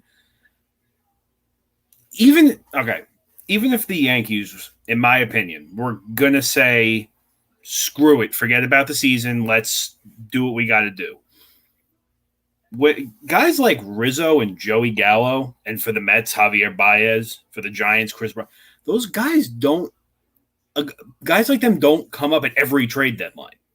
You know what I mean? Like, Rizzo's still got a solid 6 years in his prime, maybe 8 years of consistent hitting. Obviously, as you get older, I think you'll see his home run numbers drop. But Gallo, you got one more year control out of him as is. Seeing that, Clint Frazier with his vertigo issues, no one knows what's happening with him. I don't even think Aaron Hicks is in this atmosphere anymore. I don't know where he is. No, he's out. He's dead, injured. Yeah. So, I know he's injured. I just don't forget it. No, he's dead. No, he's dead. He's dead. Yeah, he's dead. You had it right. He's dead. Yeah. You're filling need. I mean, I was talking to Jason about it before. I kind of believe it's the beginning of the end of Clint Frazier because the Yankees like to trade every. That for 3 years though. So yeah, but now they have a legitimate reason to do it. Now they have legitimate reasoning to do it. Jason, on the other hand, thinks it's the beginning of end of Aaron Hicks. I disagree, only because switch hitters in baseball nowadays are just too valuable. Which I hate to say because I hate Aaron Hicks and his stupid face, but. Yeah, I mean, the trades are for the Yankees. I think they win both of those trades, and I think you're going to see Rizzo as a Yankee for quite a few years after this. I shouldn't say I thought they'd be sellers. I thought they'd do nothing because, I get that you don't. Now the story changes. Like that being available too often, but again, I mean, I know Gallo and Story were linked to the Yankees. Rizzo was never linked to the Yankees at any point leading up to the deadline. So that's why it came as a shock to me because Rob, I got to cut you off before I forget what I'm about to say. The whole reason why I'm here, anything you said about Ian is a lie. He knows he's not here tonight because he knows I'm going to give him the business for all the prospects that we don't have any value on that were moved to other teams for these 2 guys. No, you're absolutely right. trades were win for the Yankees. They kept every single one of their top 10 prospects and still got Gallo and Rizzo. So there's no question about that. I just seriously thought they'd do nothing. If it was me personally, I thought nothing was going to happen. They're like, oh, we're only one game over 500.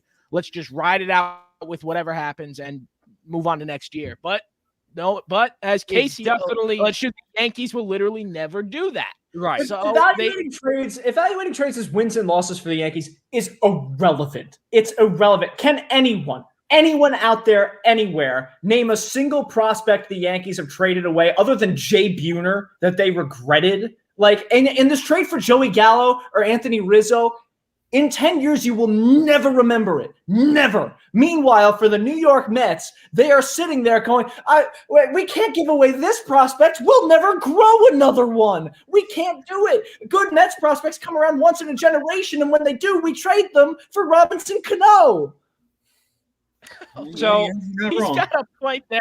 And now Joe, on top of that, they circling, circling to Ian's comment real quick. So let me pull up. Hold on before you get to it. Our good friend Ian Schraier, co-host of the Primetime Rundown, says, let's call it what it is. Who are these guys they, meaning the New York Yankees, sold off? Casey, save me. So here's the thing. Nobody knew who they were. I didn't know who at least 4 or 5 of them were, which is fine. You don't know the names of a lot of those AAA, AA guys, whatever. But they were good enough to get Anthony Rizzo and Joey Gallo. Well, what does it matter? I'm going to deal with you and Javi Baez in a minute. Don't worry. So, Casey, I want to throw this one to you here. Jason, Tyler's friend, says, Yankees trade deadline plan. We have no big lefties. Get all the lefties now. Every single one of them. Why not? Yeah, that's fair. Let's do it. Can Barry Bonds still swing a bat? Let's get him in the lineup. Who cares? It'd be better than Brett Gardner. It doesn't matter. Oh, we need a Brett Gardner replacement. What's Joey Votto doing? Can he play left field? Bring him in. Sure. All the paisanos come to the Bronx, Casey. Yeah. Guys, Javier Baez was traded from the Chicago Cubs to the New York Mets. We got to see, obviously, he hit his first home run at Citi Field against Cincinnati. The Mets did lose that game. But the fact of the matter is that, well, in the way I look at it, you have Francisco Lindor on the injured list right now, and you've got Jeff McNeil, who you won't replace at second base. That's normally where Javier Baez's alternate position is. Well, I want to ask Casey Bryant this first question. When Lindor gets healthy, where does Baez go? Does he go to third base? I think that this is really a move that's banking on the designated hitter hitting the National League next year. It's also a safety valve in case Francisco Lindor can't come back this year, not in an everyday capability. Because what Lindor hurt was his oblique, if I'm remembering correctly, which greatly hinders your ability to swing. Yes. And so if they're banking on Francisco Lindor not being able to come back until very, very late in the game, so you need an everyday shortstop. And Luis Guillorme, nice little player, good defensive player on a spots case, but his second game as full-time starting shortstop for the New York Mets, he had 3 errors in 1 inning. You needed a real shortstop to come in there to play every day. So Baez is able to come in, and now you have also a safety option in the event that J.D. Davis can't go every day. So you can throw Javi Baez at second and Jeff McNeil to third. Or if Jeff McNeil gets into another one of his slumps, he can't hit lefties so good, Javi Baez is hitting over 300 against lefties this season. Now, granted, all of this is, of course, contingent on Javi Baez staying healthy, which at this point in time, at 7:33 p.m., at least Central Time for me, he isn't, because he already pulled up lame on a ground ball towards first base tonight, had to be checked out by the trainers and was hunched over in agonizing pain in the Mets dugout. He is staying in the game, but now that's something that the Mets have to monitor again. You know, another hamstring injury, another ankle injury, it doesn't matter. This franchise is cursed. So it's honestly, it makes way more sense for the Mets to get Javi Baez, though, in the grand scheme of things, than Chris Bryant, because Chris Bryant wouldn't have had anywhere to play that wouldn't displace someone big like Michael Conforto or like J.D. Davis or Dom Smith. Say what you will about Dom Smith and Michael Conforto's performance this year, but these are allegedly big pieces of your future. So bringing in Chris Bryant and then having to shoehorn and play a game of shuffle, shuffle the cups here, Now you at least have a plug-and-place option with Javi Baez that also gives you the safety net that you so desperately needed. DeLuca, your thoughts on Javier Baez heading to the New York Mets? It's a good move for them. It's pretty much everything Casey pointed to is accurate, correct, as usual. And honestly, I think it will help them because until Francisco Lindor comes back, and more importantly, until Jake DeGrom comes back, along with some of that other pitching company, which is right now looking like September, the Mets need to just exist and hang on in a weak NL East, which is just hang on to first place and just hang on to first place, which they still are. All they got to do is win two out of 3 games every series, and they'll do that. And right now, they've continued to do this all season, hanging on to a slim 3-game lead over the Philadelphia Phillies, the Atlanta Braves, who have performed underwhelmingly all season. It'll be interesting to see if they turn it back around. I'm not so sure that'll happen, but I mean, you can't rule it out just because, almost like the NFC East, the NL East is kind of a dogfight between those top 3 of the Mets, the Phillies, and the Braves. You don't know which way it could go. I personally think that the Mets have just more depth in the personnel to hang on until their big guns come back. So I want to just before we get to Tyler, Jason, your comment is going to be coming up in just a few moments. Ian Schreier's comment here, just because we are trying to be organized and in order. Mets will not win division. Book it. Okay. And then Ian said, been saying it for a month now. Tyler, finish your thought on Javier Baez heading over to Queens. It's funny because Ian's been saying for a month now that the Mets aren't going to win the division, but I'm pretty sure they've been in the lead in the division for the last month. So that's pretty interesting. Okay, or even hanging on. How? But and that's the whole thing too. Is that just want to cut you off? Taking a peek at the statistics right now and the standings, the Mets 55-49. They're 3.5 games over the Philadelphia Phillies. Really, everybody is at or below 500, 4-6 in their last 10 for the Mets. They've lost 1. They lost yesterday. The Phillies are 52-53, 1 game under 500. They are 3.5 games out of the division, 7.5 out of the wild card. Atlanta is 52-54, 4 games out, and then Washington and Miami are lower than that. Tyler, continue. Yeah, so I mean, just circling back to that quick, I mean, you're going to tell me the only team above 500 isn't going to win the division. I think you're insane. I also don't like Ian at the moment. Well, I will say this, though. As a Mets fan, I can understand, and I'm sure Casey can also attest to this, too, where we have seen the New York Mets ahead in the division at the All-Star break, and then they plummet. Then they go downhill. Joey. Here we go. Joey. You've seen the New York Mets in a division on September 17th and plummet. Okay? Twice. So that I mean that's why no one has faith, is because we were 14 days away from the end of the season and the New York Mets couldn't hang on to a division lead. So if you want to know why Mets fan is comfortable right now, of course that's why. In 2007, 2008 are still very raw. It's still very real. This franchise is still very whatever Indian burial ground that they built Citi Field on, moving just the headstones like we're in the movie Poltergeist, because the Wilpons couldn't be bothered to pay for an empty parking lot. So that's why no one is secure.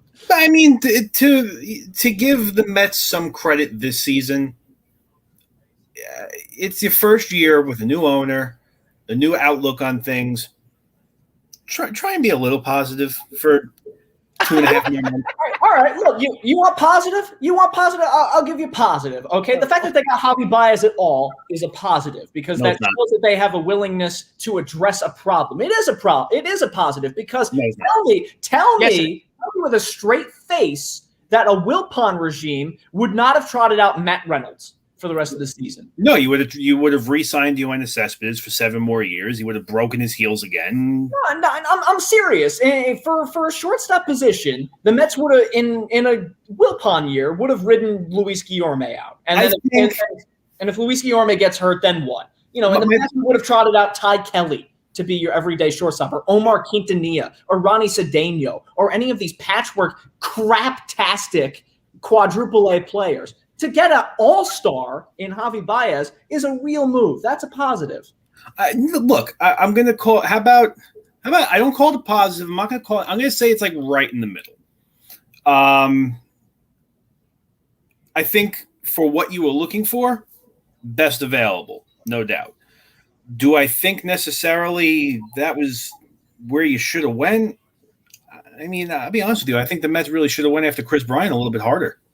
I mean, but why? Where would he play? Third base, JD Davis. On the baseball field, sir. well, then tell me who you're leaving out. Then is Chris Bryant playing left field? Is he playing? I mean, he's played. Joe, fact check me on this one. I'm pretty sure Chris Bryant's played 6 or 7 of the 9 defensive positions this year already. But the problem is that those 2 positions that are left out of there, I believe, is shortstop. So he does have a point there. My point was that you could have made things work. Look, I'm not saying that Baez was a bad pickup, but let's not pretend like he's not some kind of liability here either in the field. I mean, guy makes some pretty silly errors in big moments. Everybody loves to give the Yankees. Todd Frazier, but we trotted him out there every day for 2 years. Yeah, well, you know what? It's just as a defensive player, Javier Baez kind of bothers me a bit. He's just a literal Gold Glover. Yeah, and he literally makes some of the worst errors in some of the biggest situations I've ever seen. And it's just, I just don't think he's going to be that productive at the plate. I mean, yes, I know he had a home run this weekend, and since then he's been including tonight now 0 for 9 with quite a few strikeouts, which another thing you all love to say, oh, Yankees just put 200 more strikeouts in their outfield, yo. Yeah, Baez is 3rd in the league in strikeouts, buddy. I just don't see – I just don't think you absolutely needed him. That's just my opinion. I also don't care enough about the Mets to really give you much more than that. Well, that much, yeah, okay. So the next thing here is with Ian. Baez is a Gold Glover, 2020, I believe. Last year he was a Gold Glover. No, look, I'm not saying he's bad. I'm just I think when it matters most, I just don't feel like you can fall back on him. More so than Luis Guillorme? Well, I mean, you've been falling back on him for how long now? That experiment should have ended years ago. Casey can play this game all day and will not lose, Tyler. I would tread carefully on trying to out-Mets him, please. So let's keep moving on here, ladies and gentlemen, and let's go must to we? What? What's that? I said, must we? I mean, how much time do we got left? 17 minutes? I can kill 16. Let's go on to the next topic, and let's go to the aforementioned Chris Bryant getting traded to the San Francisco Giants. He got a chance to chat, he got a chance to get a phone call in the dugout, and right standing there was our good friend Anthony Iapoce, the hitting coach of the Chicago Cubs. We'll play that video, and then we'll also play the home run that he hit first in his first at bat with the San Francisco Giants. First, let's take a peek at the first one, and then we'll go to the second. As always, and there's Chris Bryant on the phone, still in the Cubs uniform, and there you have it.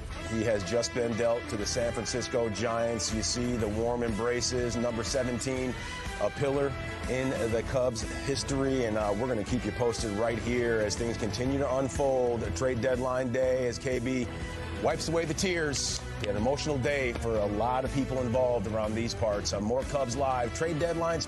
Cha-cha-cha. Deep left field. It is a home run. Chris Bryant, in his first game as a Giant, has hit a home run for the Giants' first run of the day. Okay, so now obviously we got to see Chris Bryant get traded to the San Francisco Giants. Casey, I want to start with you. You had brought up obviously how the positioning in New York, or in Queens rather, was not really where Chris Bryant was supposed to go, should not have landed. Javier Baez was the better pickup. Chris Bryant now in San Francisco. Where does he fit, and where do you see him playing out the rest of this 2021 campaign on this Cinderella story Giants team? Well, the Giants had more of a need at the primary positions where Chris Bryant plays. You know, Evan Longoria is on the 60-day IL, so they're missing their starting everyday third baseman. They can plug him in right there so that you can lighten the load on a role player like Wilmer Flores. That's an immediate improvement at third base that you're able to now up the game at. And even if you wanted to put Chris Bryant somewhere else, if you wanted to put him at first base while Brandon Belt is not healthy, go ahead. You can do that. If you want to put him in the outfield and displace Alex Dickerson, who's hitting 215, you can do that. There's more versatility where Chris Bryant can play that fits in better with the San Francisco Giants than any other franchise in Major League Baseball. Not only that, the San Francisco Giants have surpassed all expectations in the NL West by leading the division. No one would have put them ahead of the Dodgers or Padres in looking at the teams on paper. So now that all of a sudden they've tripped over themselves and find themselves at the top spot in the division, and you have the Dodgers adding Trey Turner and Max Scherzer. You have the Padres adding Frazier from Pittsburgh and making all kinds of moves. The Giants had to keep pace. You had to all of a sudden go, all right, if we're really going to do this, this might be the only year in the next 5-6 years where we're outright better than the Dodgers and Padres. We might as well go for it this year. They went all in with Bryant. It's a savvy move. He fits in perfectly with that lineup, and it gives them some much-needed power, which is the one aspect of their offense that they really weren't getting consistently. Anyone take it next? Yeah, sure. I mean, I think it's a perfect move for the Giants. It just as Casey mentioned, they're not 100% healthy, and this helps solidify that. Just, you know, you have some flexibility in where Bryant can play. So it's going to, I think, and it does bring a power hitter into the lineup where, as Casey said, not totally getting it, but hey, the Giants are playing with house money at this point. They were not supposed to be in first place at any point of this season, except for maybe game one. And then that would be it. And now here we are in August, and they're still out in front. And I think that as Casey said, they're just pushing it all in, and they're going to say, you know what? Screw it. This probably won't happen again next year. So let's just go right now and go for it all, and whatever happens, happens, because this literally is a house money season now for the San Francisco Giants. So they're going to have fun with it. And he fits right in, too, as Casey said, up and down the lineup, but also for those that don't really follow the San Francisco Giants and followed the old Tampa Bay Rays, Evan Longoria was their starting third baseman to start the year, but due to a left shoulder sprain that put him on the 60-day injured list, it fits right in perfectly. He fits right in there perfectly as the everyday third baseman now. And as you brought up, sometimes he can replace Alex Dickerson in left field. He can also play, as Tyler brought up earlier, multiple positions with this San Francisco team. And again, you know, where the needs are in San Francisco, Chris Bryant really fills that in there. Tyler, redemption tour for you. Let's see what we can do about Chris Bryant here in San Francisco. I mean, Chris Bryant to San Francisco was surprising. Not because I didn't think they needed him, because they did, but it was more or less like, even though San Francisco's kind of like right in everybody's face at the moment, like sitting first in the NL West, I kind of forgot about them, to be totally honest with you. I didn't even consider them to be an option. Joe, I think you and I had spoken a couple of times as we got closer and closer to the trade deadline. I had expressed to you that I wanted Chris Bryant here. Kind of glad we didn't get him. I feel like it wouldn't make any sense. It wouldn't make any sense. It would have made sense if you were ready to completely ditch what you had as far as Andujar and not moving Rougned Odor to a different position every day. But for a day-to-day basis, no, it didn't make sense. He's somebody I'd rather kind of take my chances on in free agency. if I'm the one trying to sign him. Also, again, left-handed bat was the big thing. But I think like Bryant's going to fit in there like a glove, literally. I mean, he's got his position for at least another 45 days, I believe. I think Evan Longoria has only been on the IL for a week and a half, or something like that, or he got put back on. He's going to be a big piece for them to maintain their spot. I think that was a good move for them. So let's bring up a couple of Ian Schreier's comments here. So we'll refer to Casey on this one to start. Brandon Crawford having a career year for San Francisco. Posey Longoria somehow playing 10 years younger. Wilmer a cleanup hitter. Kapler for NL Manager of the Year. Casey, remember just a couple of years ago, it's an absolute disaster when Gabe Kapler was in Philadelphia. People were calling for his firing. People were saying that the analytics show and the analytics debacle is a legitimate joke in the world of baseball. And now he is basically saying, haha, to all of you and saying that this really is working. Do you see what Ian is talking about here, where Gabe Kapler is a serious candidate for NL Manager of the Year? You know, it's a funny argument to always think about, because the coach of the year is always going to go to the best performing team. And in this case, it's the Giants. And it always makes me think back to the movie Moneyball, where it kind of portrays Art Howe as being so anti what the organization wanted him to do, but still getting all of the credit in all the media for being this great manager, for going along with Billy Beane's plan, even though he was so vocally against it. It always colors my judgment whenever I look at the coach of the year, because it doesn't erase what Gabe Kapler did in Philadelphia. He made questionable roster decisions. He would frequently get run from games that he shouldn't have been. I mean, he was not a fan favorite in Philadelphia at all. And when he got hired by San Francisco, there were a lot of people kind of tugging at their shirt collars going, I don't know about this one.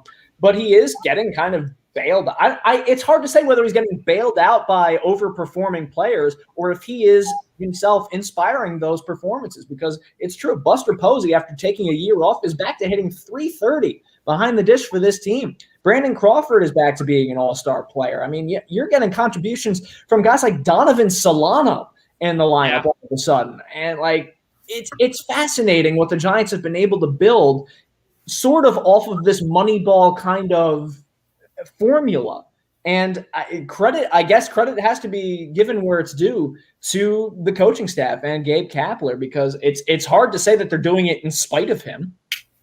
Yeah, not only that too, but also you get to see what their record is too. And if I'm not mistaken, they're about 15 to 20 games over 500. They are, or rather, nearly 15 to 20. Completely off there. They are 27 games over 500. They're 6-4 in their last 10. They have won 66, lost 39. They're 3 games ahead of the Dodgers, who really is a perfect segue into the next into the next topic. But just before we get there, though, this is something else too that Ian brought up too. Can't forget the rejuvenation of almost all of their pitchers. And this is something else too, guys, is that the bottom line here is that I want to just say a few of these names here. And I want DeLuca and Casey to really hear me out here. Kevin Gausman, Johnny Cueto, Anthony DeSclafani, Jake McGee, Aaron Sanchez, Alex Wood. Guys, all 3 of you, we have seen these names. These are all veteran players, and I can't believe it. It just shows we're getting old. Aaron Sanchez at one point was a top prospect in Toronto. Now he is a veteran hanging on in San Francisco, but these careers are beginning to rejuvenate, as Ian said. That's something else here. DeLuca, I want to throw this one to you. I definitely lost the question there because of my terrible Wi-Fi. As it gets later, it gets worse. So, okay. At this point, I need a chainsaw to the router. So if you could repeat the question, that's okay. We're going to throw that one to Casey Bryant. I want to see what your thoughts are with that rejuvenation of the starters. Yeah, I mean, and not only do you have a rejuvenation in the pitching staff, you also just have some great names in there, like Harlan Garcia. I love that name. And Anthony DeSclafani. You do have some. And DeSclafani is a 10-game winner, no less. Yeah. So you've got some really great performers in that pitching staff, and you are right. Just it's by committee. You don't have one pitcher that scares you. Even Kevin Gausman, to agree, who's having a fantastic season. Coming into this year, he wasn't oh my God, they have Kevin Gausman on the mound. We got to look out for Kevin Gausman. But he's emerged now as a bona fide number 1, number 2 pitcher. So for them to be able to ride in this momentum of, okay, to liken it back to the Mets, for instance, Jake DeGrom day, you're getting a Jake DeGrom performance. And then by day 5, when it's like David Peterson or, guy that they just called up from AAA, like Tyler McGill, all right, we're going to have to perform differently on day number 5 than we are day number 1. The fact that they have 5 guys that they can trot out there and know you're getting a solid performance where you have a chance to win, they can go deep into games. Their ERAs are all hovering around 3. That provides a level of consistency and placidness in your approach to the plate. It does affect how you hit. If okay, we have to get runs for this guy. We have to, okay, we can lay back for this guy. The fact that they have such consistency across the board makes things so much easier for the entire organization top down. So now as we are just beginning to get short on time here, I want to get to the next, to one more plug here. Brian Morales, just got to say this, former Wagner College standout and AL Rookie of the Year, Andrew Bailey is the pitching coach for the Giants. Yes, he is. Hashtag plug for the employer. All good stuff there, B. Next one is going to be Max Scherzer and Trey Turner were traded to the Los Angeles Dodgers. That is a big deal because where does Trey Turner play, guys? You see Corey Seager is the starting shortstop there. Gavin Lux is the starting second baseman. Max Muncy is at first. At third is Justin Turner. Pollock in left. Bellinger in center. Right field is Mookie Betts. Will Smith is behind the dish. Obviously, you got the number 3 spot for Max Scherzer. Where do you see Trey Turner fit into this equation, Tyler Riddell, and then Casey? I'm going to eat my words on pretty much everything I said before, but why Trey Turner was in that deal kind of is beyond me. I mean, just like everything you were saying, there's literally nowhere for him to play unless they were short like a hot dog guy for the rest of the season. I mean, the depth. Yeah, it's a depth move, but it's like you can put Trey Turner on the bench and use him in the 7th, 8th, and 9th inning, or you know what I mean? It just doesn't. To me, it's weird. You know what I mean? The only thing that I would say is that if anything, any injuries would pop up. But then, Casey, who do you move to the bench for Trey Turner? How do you keep a player like Trey Turner on the bench down the stretch? The fact that Gavin Lux is on the 10-day IL, you're able to provide, again, it's all about flexibility, right? It's all about trying to provide options for when guys aren't there. Corey Seager is only just now coming off of the IL, so you're kind of allowing for that transition. Trey Turner's inclusion is, a luxury problem, Again, this is a very similar attitude to the Yankees, where the rich teams in baseball are just able to throw money at the problem and not have to worry about consequences because, we'll keep Trey Turner on the bench. Who cares? That's a problem for a mid-market or a small market team where we have to get this guy in because he's eating so much of our salary. He's eating, this percentage of the pie. We have to be able to get him into the starting lineup. For the Dodgers, his contract is nothing. So they're able to be like, all right, he's going to play shortstop today, and then, of course, you go play third. They're playing it like a Sandlot game where everyone can kind of play where they want today. It's fine. I think that the inclusion in the deal might be looking more towards the long-term future of bringing in Trey Turner and phasing out certain other guys, allowing for maybe a departure from Justin Turner, allowing for a departure from Chris Taylor or Gavin Lux from that organization at the end of this year. This may be the kind of inclusion where maybe it doesn't move the needle too much this season, but in 2022 and beyond, if they're able to retain Trey Turner, that's the kind of thing that they're planning for. This may be playing the long game for the Dodgers. So Ian thinks Lux to the bench, Trey Turner and Corey Seager make up the middle of the infield. I mean, now, DeLuca, you got to see what Gavin Lux was all about. He was a top 10 prospect for the Dodgers. And now, all of a sudden, it's going to be it might just be those two. What do you got?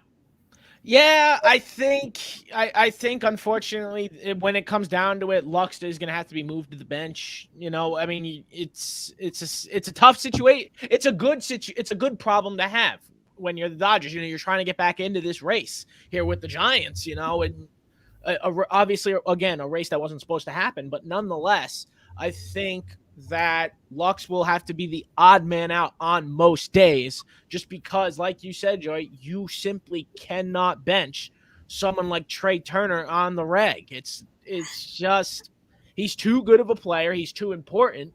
You need him out there on most days. So that, I believe that's ultimately where this has to lie. Yeah, I think Gavin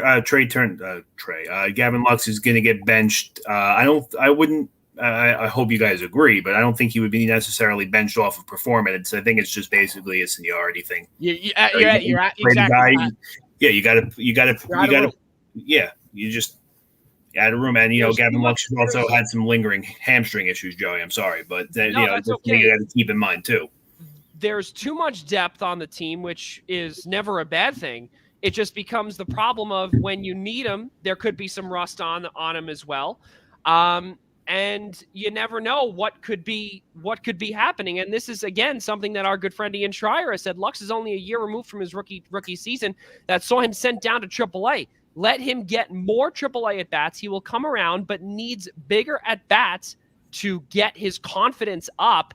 And Trey is an all-star. Lux is not. Yeah, and you know what? And that's another thing, too, is that when you make a move like that, you obviously want to build Gavin Lux to become this, the second baseman of your future, or the right side infielder of your future. And right now, when you're trying to do this win now, Gavin Lux, yes, will get his rings. There's no doubt about it as a rookie.